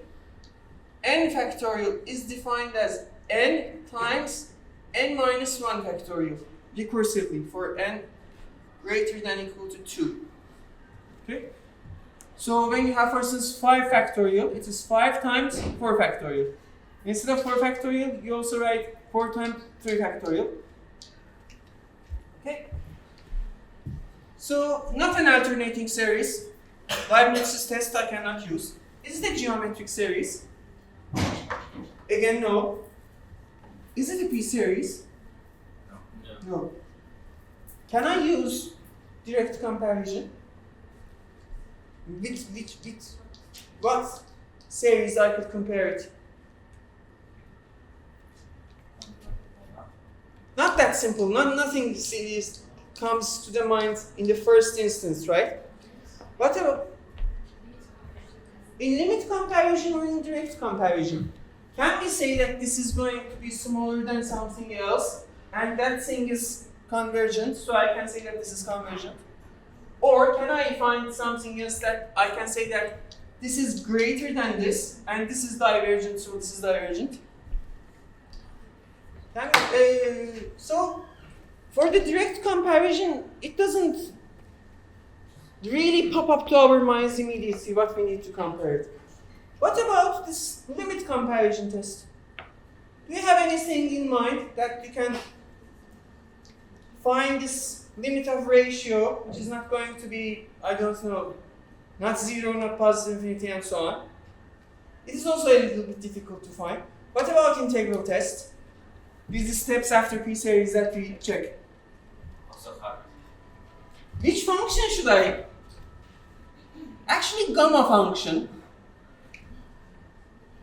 which is shown like this. Again, it is one of the Euler's works. Okay? This function actually extends the definition of n factorials from natural numbers to real numbers and even complex numbers. But again, this is going to be much more complex and complicated for us. Okay? So again, we can't find any function. What should do then? There are two very important tests, which are called ratio test and root test. Okay? When you're using ratio test or root test, you're only looking at the series itself. You're not comparing it with anything else, with p-series, geometric series, or so on. Okay? But geometric series actually play a very important role to understand what is happening there. First, let me state what is the ratio test, then we will talk about it.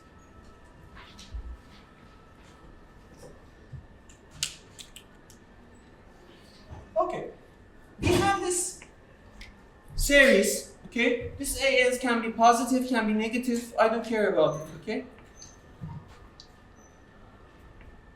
Calculate this limit. an plus 1 divided by an, okay? Let's call this as L, okay, the limit.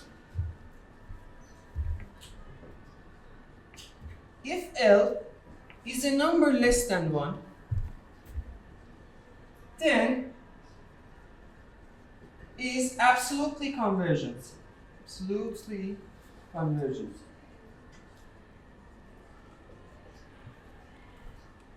And if this is absolutely convergent, can we say that this is also convergent? Yes, because we know that absolute convergency implies convergence. Good. If L is greater than 1, the series diverges. Okay? If L is equal to 1, test is inconclusive. Test is inconclusive. Which means that we cannot decide about the fate of the series. Why this is important for us? First of all, we are not comparing it with anything else. We are only looking at this ratio, okay? And we have these numbers. Why this is true and why we are looking for this? Let's look at the series and apply ratio test to it, okay? What is our an? 1 divided by n factorial. If we want to calculate this limit, what should we do? We need to calculate the limit of a plus 1 an, okay, as n goes to positive infinity. This is equal to limit of what? 1 divided. Since all the elements are positive, let me also get rid of this absolute value. directly, okay? What is a n plus 1? 1 divided by 1 plus 1 factorial, right? Yes, which means that here, instead of n, you just need to write n plus 1. And if we do it, it is going to be n plus 1 factorial, right? Anlaşıldı mı ne yaptığımız? What about n minus 3, for instance? You take the general formula, in place of n, place n minus 3. This is just a dummy variable, right? You can change it with any variables that you want. It's going to be n minus 3 factorial. Okay? So here, in this case, what is happening is this. an plus 1 is going to be 1 divided by n plus 1 factorial. An is going to be 1 divided by n factorial. Okay? And what is this limit equal to? 1 divided. Again, this multiplied by this multiplied by this, and we have limit of 1 multiplied by n factorial, n factorial. n plus 1 factorial multiplied by 1, n plus 1. Yes, this is going to be n factorial, n plus 1 times n factorial. This and this cancel, and we have limit of 1 divided by n plus 1, which is equal to, if n goes to 0. Okay. Now, is this number, which we called it L here it is equal to 0. Is it smaller than 1, bigger than 1, or equal to 1? Smaller than 1. So we have this case, which means that now this is an absolutely convergence. By the way, since we are done with it, prove that series that we have here, 1 divided by n factorial, this is equal to number e. Okay? This is also a very important series for us. How have we defined this number e? We have defined this number e as limit of 1 plus 1 over n to the power of n, right? We have looked at this sequence, and we have seen that this is an increasing sequence, which is bounded from above by 3. And since it is an increasing sequence which is bounded from above, it must be convergent. The value that this is converging, we call it e. Okay? Now, use this in order to show that this is actually equal to e. We need to just open this expression by, because from the previous one, we just took 1 divided by 1 plus 1. okay, Just look. And so, write it down, you will see what's happening, okay? The second thing, use this to show that E is irrational.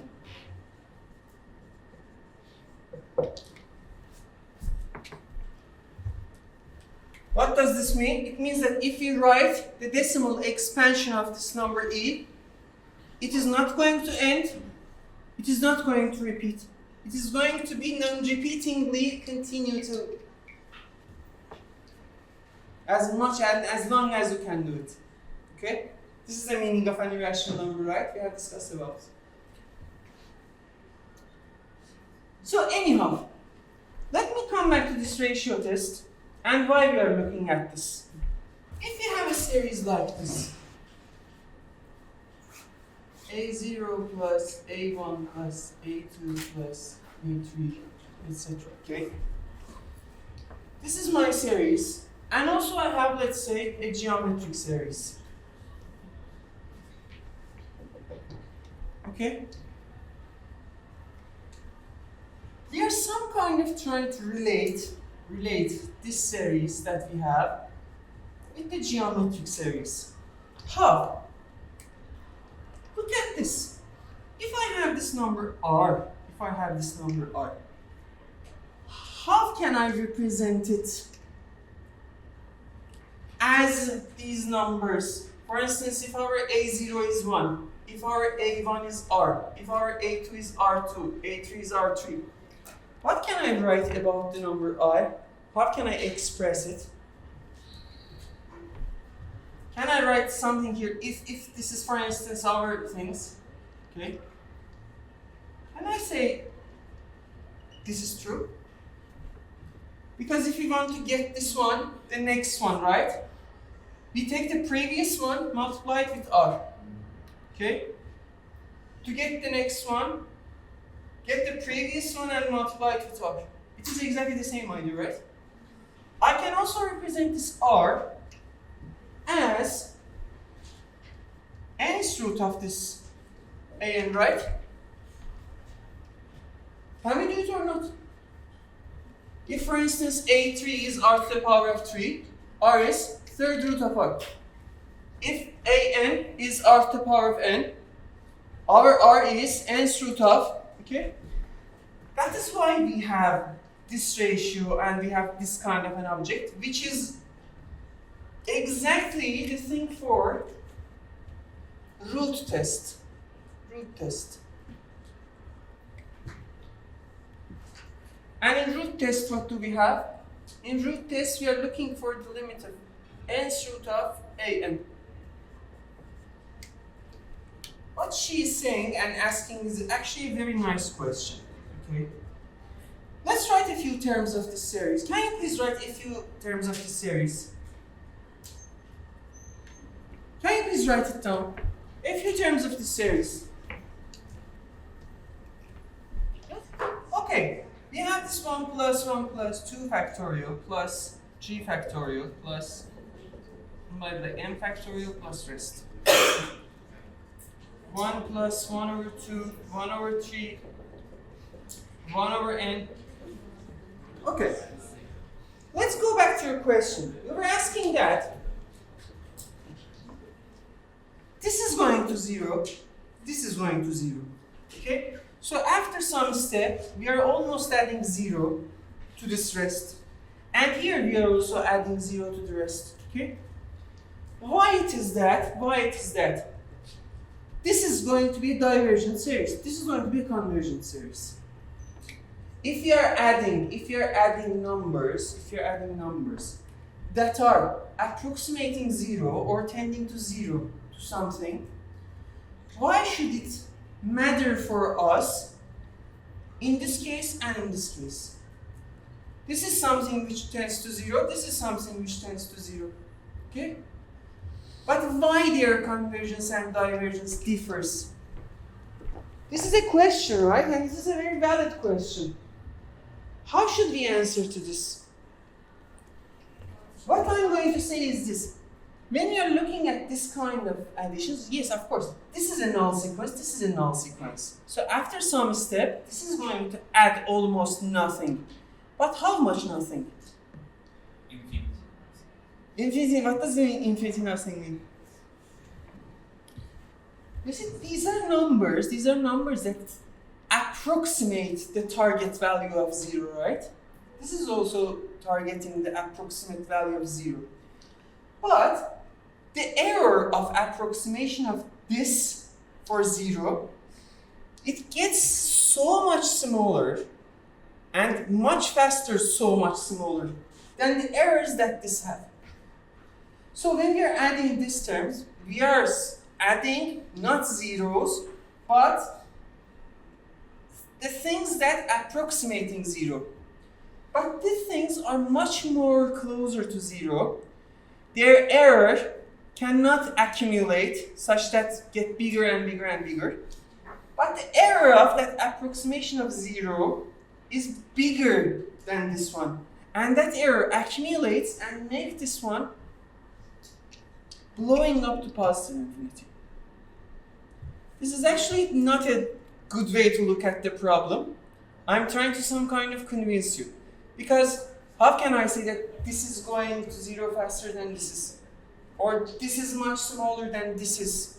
Okay? This is smaller than this, bigger than this. This must be exactly defined. Okay? But since I know this is a convergent series, and since I know this is a divergent series, now I am telling the story from the end to beginning. Now I'm saying that since this is convergent, the contributions of this are much more smaller than the contributions of this one. Again, much more smaller, and this kind of words are very dangerous and meaningless.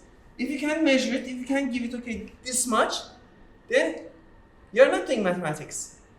Okay? You're not doing engineering. So is it good what has happened? Good.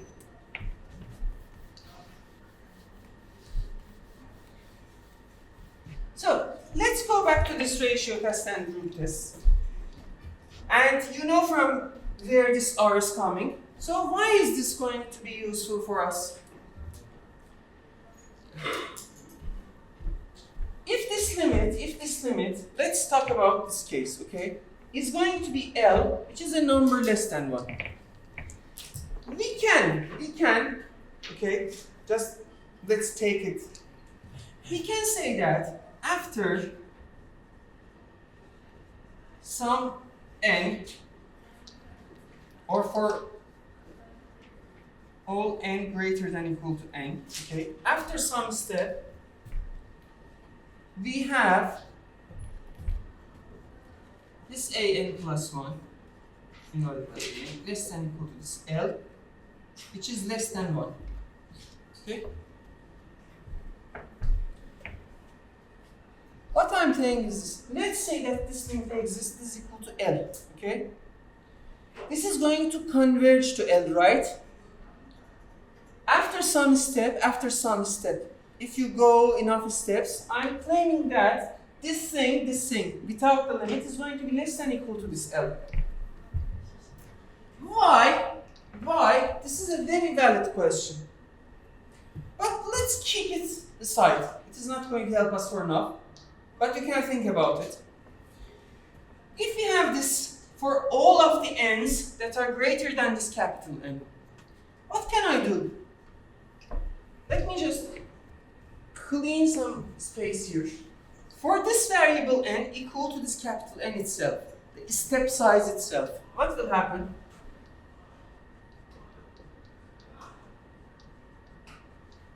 This is going to be less than n, okay? Which I can say that this is going to be true, right? For all steps after this capital N, we have this relation. So it works for this step itself. What about if I use the next step, capital N plus 1? What will happen then? It will be n plus 2 divided by n plus 1. Okay? Less than or equal to L, which will imply what? N plus 2 is going to be less than or equal to L times A n plus 1, which I can write it as L to the power of 2 times A n. Right? What about the next step?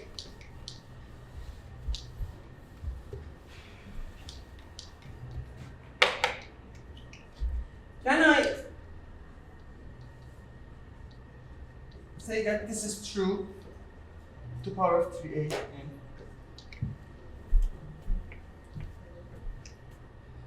Can we claim this?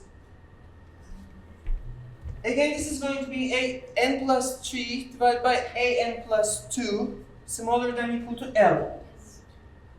Just going to multiply it like this, okay? A n plus 3 is going to be less than or equal to L times a n plus 2, which itself is less than or equal to this one, which will give me this.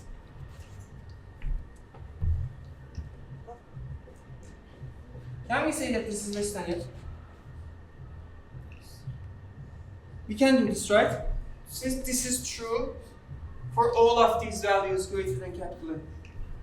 Now, this turns into what? A n plus 3 is less than or equal to L times a n plus 2. Okay? Now, what is this a n plus 2? Smaller than or equal to L to the power of 2 a n. L times L to the power of 2an, what will happen? What can we say about n plus k? Can we claim this L to the power of k an? Is this true? Okay, now, if we add all of these things, what will happen? Again, let me come here.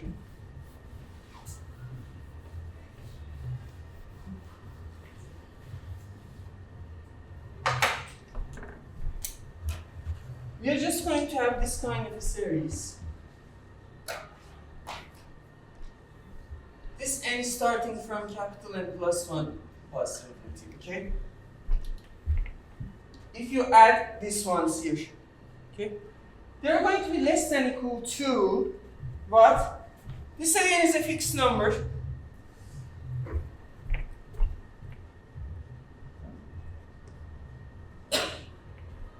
L to the power of n. N is starting from n plus 1 of n plus infinity. Okay?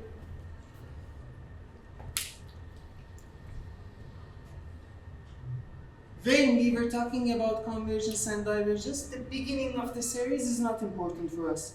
We have talked about it, right? Only the tail of the series is important for us. Now look at this. This series, which is a series with positive terms here, is smaller than equal to a number times, what kind of a series is this? It's a geometric series, right? And the number, or the R here, or which you have written as L, is a number smaller than 1 or bigger than 1? We were talking about the first case, right? If our limit was less than equal to 1. Okay, we have it here. Bigger. Smaller than 1. This was our case, right? We have said it as smaller than 1. If this was a number smaller than 1, what was this series? Convergent or divergent? Convergent. This is convergent, again multiplied by a thing. It is a real number. So what can we say about this series? This is also convergent, okay? When this is convergent, or some kind of absolute convergent, what will happen? The series itself will be convergent, right? Or we have also claimed that it is going to be absolutely convergent. So you see, absolutely it is convergent. And we're done with it. That is why geometric series is important for us. We can translate that R as the ratio of two consecutive terms and behave it like this, turn it into a comparison test with geometric series, and be sure that, okay, this is going to be convergent. Okay.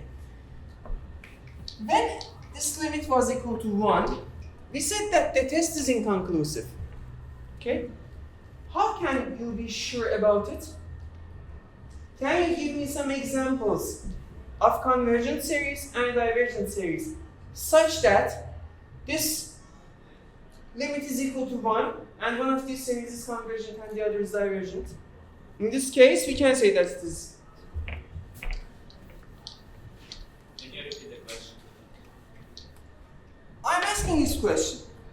We said that when the ratio test, when we are calculating this limit, and the ratio test has this limit equal to 1, the test is inconclusive. Because if L was smaller than 1, then we are sure that it is absolutely convergent.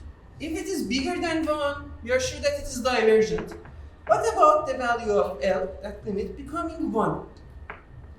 We said that the test is going to be inconclusive, which means that there might be cases such that the series is convergent, but whenever you calculate that ratio and the limit, it is going to be 1. It is also true that we can have another case, which is the series is divergent, you calculate the ratio and the limit, and it is again going to be 1. What are these examples? 1 in power 1 over n, maybe 1. What? N, 1 in power n, maybe. I couldn't get you.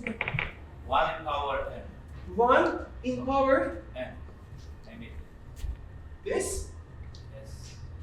It is 1. And it's a divergent series, yes.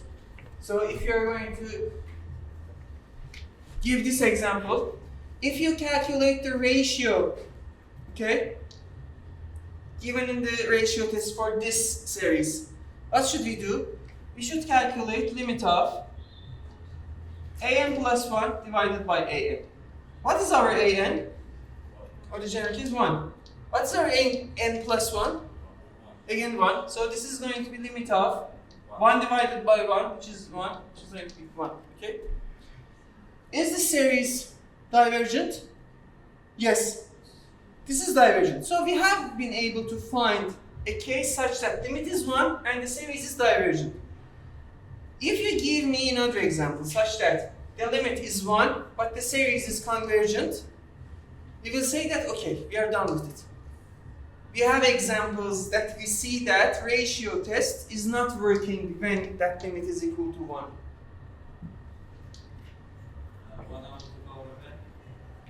1 over 2 to the power of n.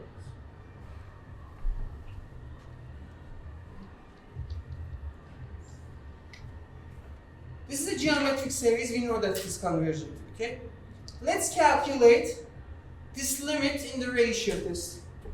What is limit of an plus 1 divided by an here? This is going to be limit of, since they are positive, we can get rid of the absolute value. What is an plus 1? 1 divided by 2 to the power of n plus 1. Which I can write it as this. Right? What is an? 1 by 2 to the power of n. Okay? Now, how can we calculate this limit? We need to multiply this one with this one, okay? So this is going to be limit of 1 multiplied by 2 to the power of n in the denominator. 1 multiplied by 2 to the power of n plus 1 in the denominator. And if you do this, this is going to be limit of 1 divided by 2, which is going to be 1 divided by 2, okay? Do you see how I'm writing this? I'm not forgetting the limits in the middle of the thing, okay? So this is not equal to something, or this is not equal to, this limit is not equal to 2 to the power of n divided by 2 to the power. You need to write this limit, okay? For brevity, yes, of course. You should drop this n to the, because we know what is happening there. But you should write, please, this kind of things, okay? Good. Now, based on ratio test, what is this ratio? The limit of that ratio? 1 or 2. Is it something smaller than 1? Yes. So the ratio test guarantees that this series is a convergent series. But this was not our question. We were asking for an example such that when you calculate that ratio is 1 and the series is going to be convergent.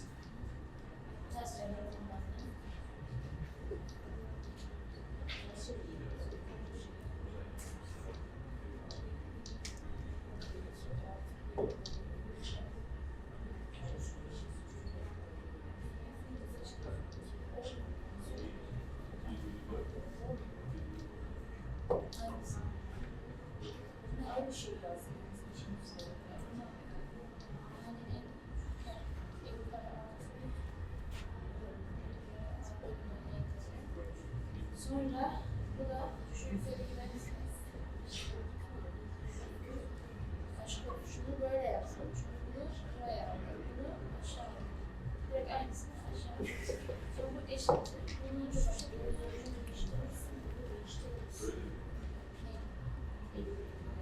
Am I right in my calculations? Right? So do you have any questions? What's happening? Again, here I have polynomial divided by polynomial. I'm taking the highest degree terms. N to the power of 10, n to the power of 2 cancel. We have 1, which has the limit of 1. Okay? Now, the ratio for this is equal to 1. Is the series a convergent one or divergent one? Convergent one. So, whenever you are calculating this ratio and it is 1, we cannot be sure that if the series is convergent or divergent. We need to look for some other cases, okay? The thing is true also for the root test. Okay, but in the root test, instead of calculating this ratio, we calculate the nth root of the series. The general term of the series. Okay. For instance,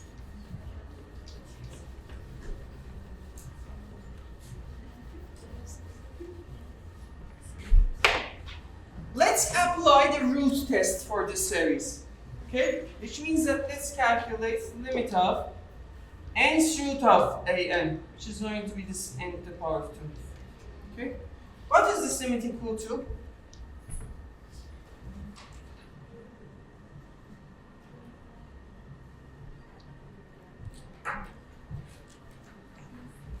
Can I write something like this?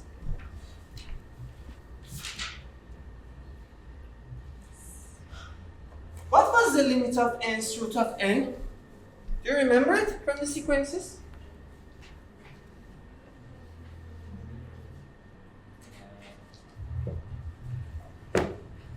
You need to review the material.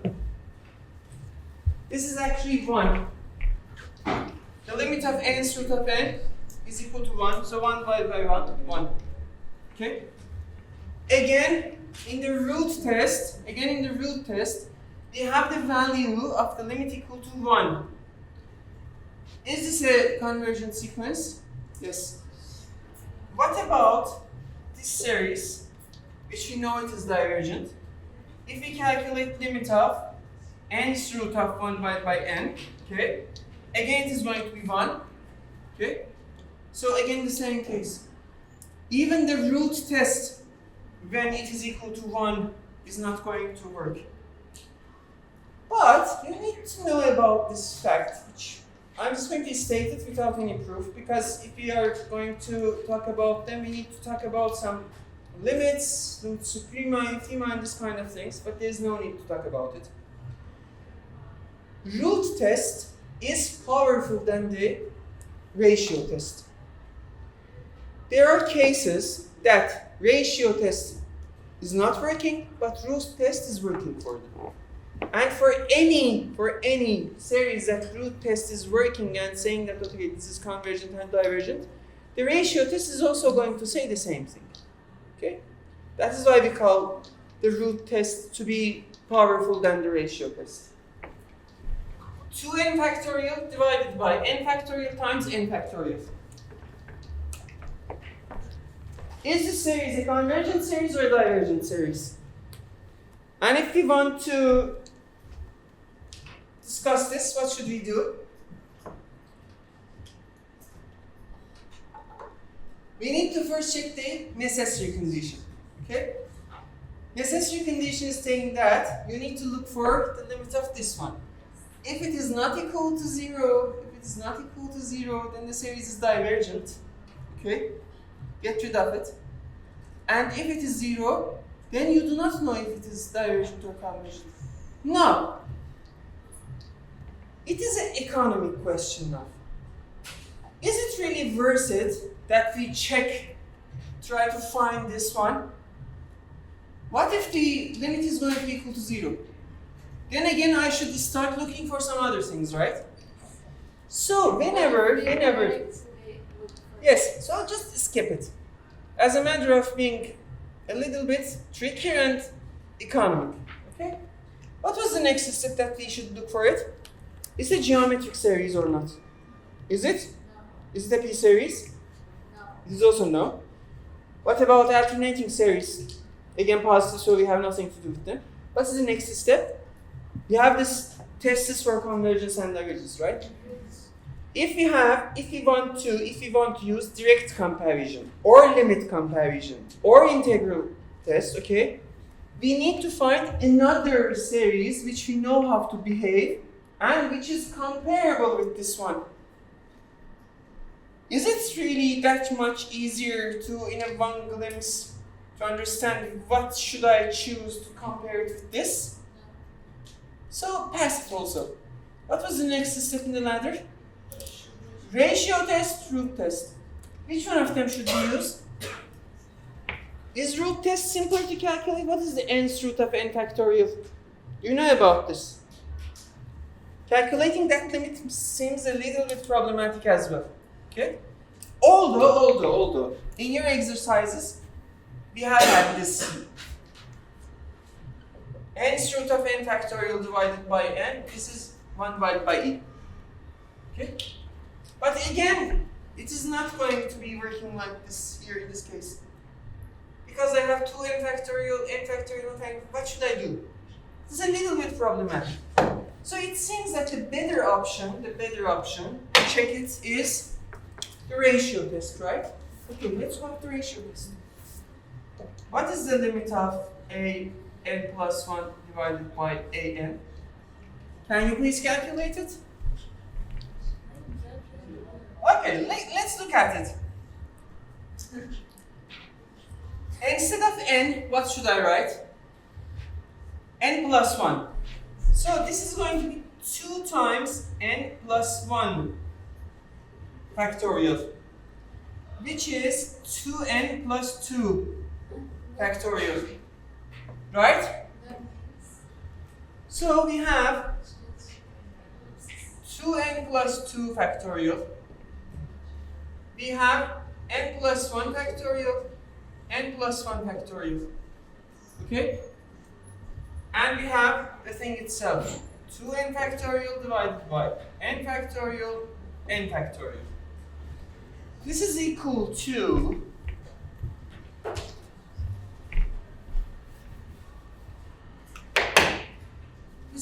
what? Limit of this multiplied to this multiplied to this. Okay? So it is going to be, let me write, n factorial,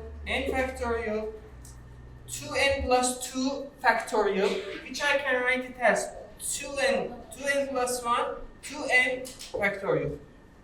Right? Yes. What about this one here?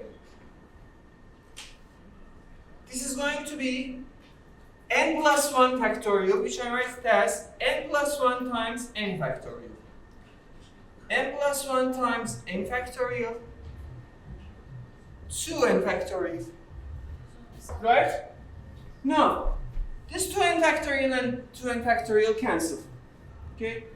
N factorial cancel, n factorial and n factorial cancel. So what do we have? We have is equal to limit of what? 2n plus 2 times 2n plus 1, which is going to be 4n squared, 2n plus 4n, which is 6n plus 2, divided by n plus 1 times n plus 1, which is going to be n plus 1 to the power of 2, which is n to the power of 2 plus 2n plus 1. Okay? And what is this limit equal to? This is equal to limit of, what is the highest degree term? 4n squared. What is the highest degree term here? This n2 and n2 cancel. We have limit of 4, which is 4. Okay. Now, is this number bigger than 1, equal to 1, smaller than 1? Bigger than 1. Then what does the ratio test tells us about the convergence and divergence? Divergent. Good. What about this one? Question? Again, you can use the ratio test to this one. Similar thing. But let's make a difference. Let's make, I don't know, the root test. Okay? But before coming to that, if we want to understand the convergence and divergence of this series, what was our systematic approach? What we were doing? What was the first thing that we need to check? Necessary condition. What about the necessary condition? Is it satisfied? Yes. We have an exponential here, we have a polynomial here. Exponentials are growing faster than polynomials. This limit is going to go to 0. So the necessary condition is satisfied, which means that I do not know it is convergent or divergent. I need to look for something else. Is the geometric series the next step? It is not. Is it a P series? Do you see anything which it looks similar to the thing that we know, such that we can compare it with? To use the limit comparison or direct comparison?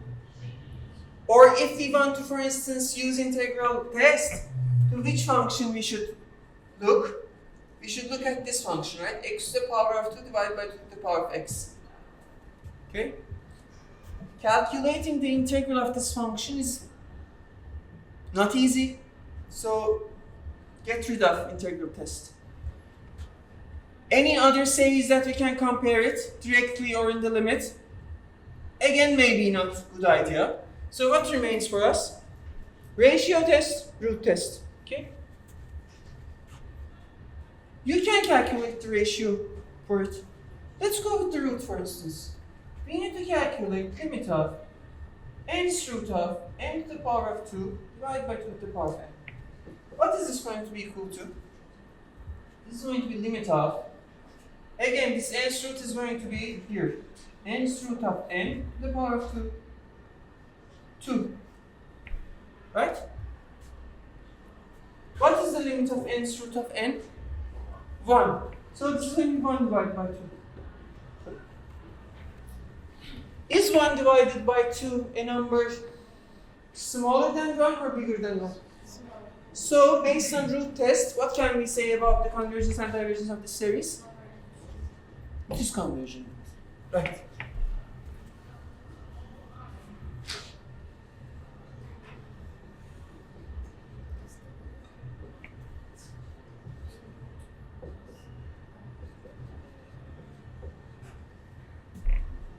What about convergence and divergence of those two series? What can you say about that?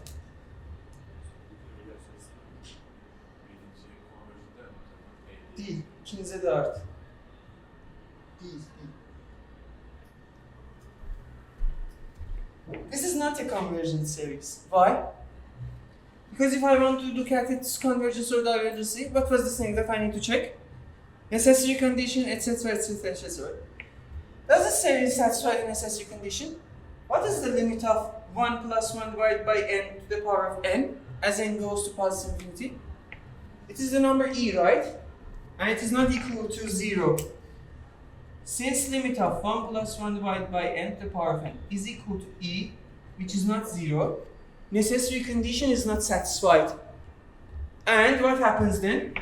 This is directly divergent. Definitely. What about this?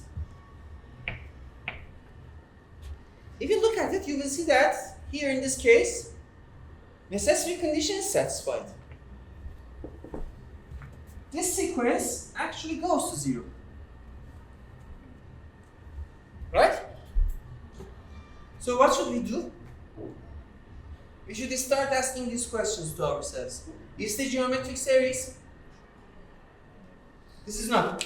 This should not make you to think that, okay, we have something here and the exponent is changing.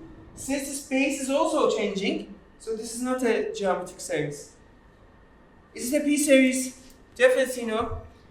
Do we have similar or simpler other series that we know about them that we can compare with it? If you have it, compare it, do it. But I don't have it in my mind. So I'm just going to go with the ratio test or with the root test. What about ratio test? You can again write the ratio test like here, okay? But since I have an exponent of n here, I would really prefer to go with the root test. So what will be the limit of, this is going to be limit of 1 divided by 1 plus n, right? Which is what? 0. Is this number a number smaller than 1? What does the root test tells us then in this case? This is a convergence. What about this series? Is it convergent or divergent? What should we do? What is our systematic approach? Step 1. First, check the necessary condition. Is necessary condition satisfied? Is this limit cosine of n divided by n to the power of 2 equal to 0 or not?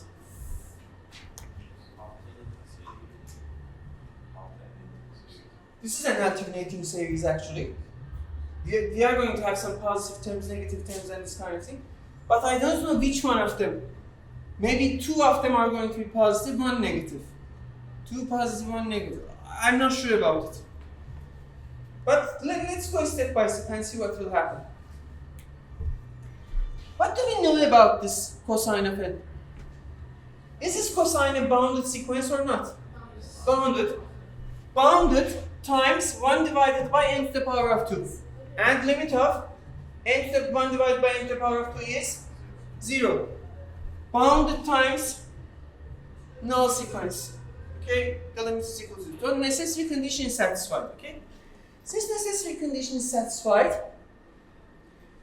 we are not sure if it is convergent or divergent. We should do something more. We should start asking the other questions. Is it a geometric series? Is it a P series? What should we do next? Are there any other sequences that you know it is convergent and divergent so we can compare it and see? What you're saying is this. Let's compare it with minus 1 to the power of n divided by n. Okay? N squared. Okay? So this is our an. This is our bn. Right? Okay. When we were talking about this ratio after calculating limit of an divided by bn, you mean this, right? If this is a number between 0 and 1, 0 and infinity, so they're behaving the same. We had a very important condition over there. This an and bn must be positive. Okay? So we should not have this minus 1 to the power of n here. If we have it, then it is not going to work.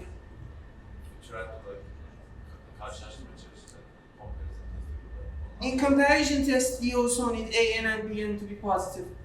Okay? So what about this one? If we do something like this, now your problem is solved, right? This is just trial and error. What about this one? What is the limit of an divided by bn? Cosine of n divided by n to the power of 2. 1 divided by n to the power of 2. Those n to the power of 2's cancel in the denominator, and this is going to be limit of cosine of n. What is this equal to? That limit doesn't exist here. So, cannot compare it here. What else?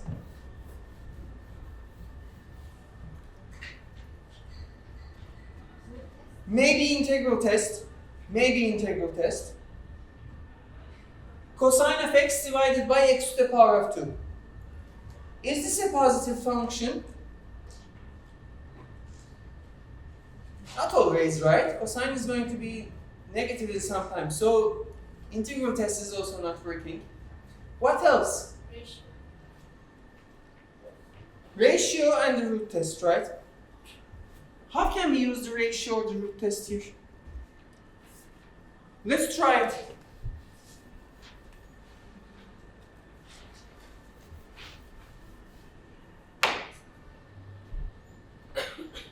What is limit of an plus 1 divided by an, which is cosine of n plus 1 divided by n plus 1 factorial? No, not n plus 1 factorial. N plus 1 to the power of 2 divided by cosine of n to the power of 2. How can I calculate this limit? How we are going to make simplifications about cosine of n plus 1 divided by cosine of n? Again, it seems that is not easy to calculate it. What about the root test? What is the limit of nth root of cosine of n?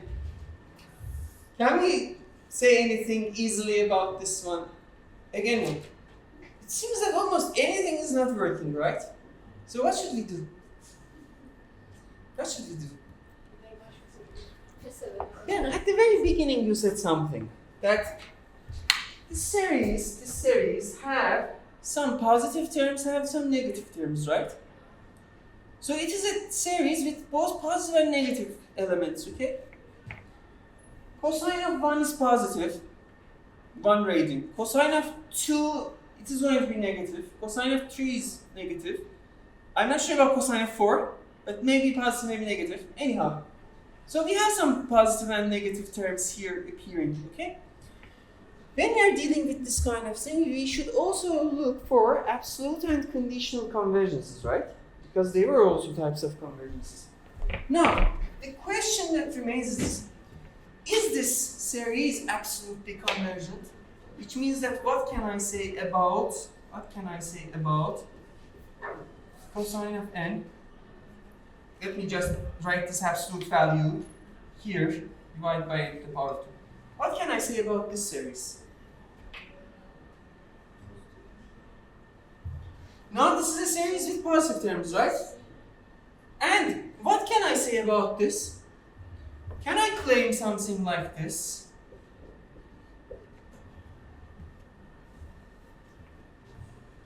Cosine is between -1 and 1, so it is at most 1. And if you take the absolute value, okay? Now, what can we say about this series? Knowing that this is a convergent series. This is convergent. This is a series with positive terms, which means that this must be also convergent. If this is convergent, what does it mean for this one? This is absolutely convergent. We are now knowing about the absolute convergency, right? But what do we know about convergence of an absolutely convergent series?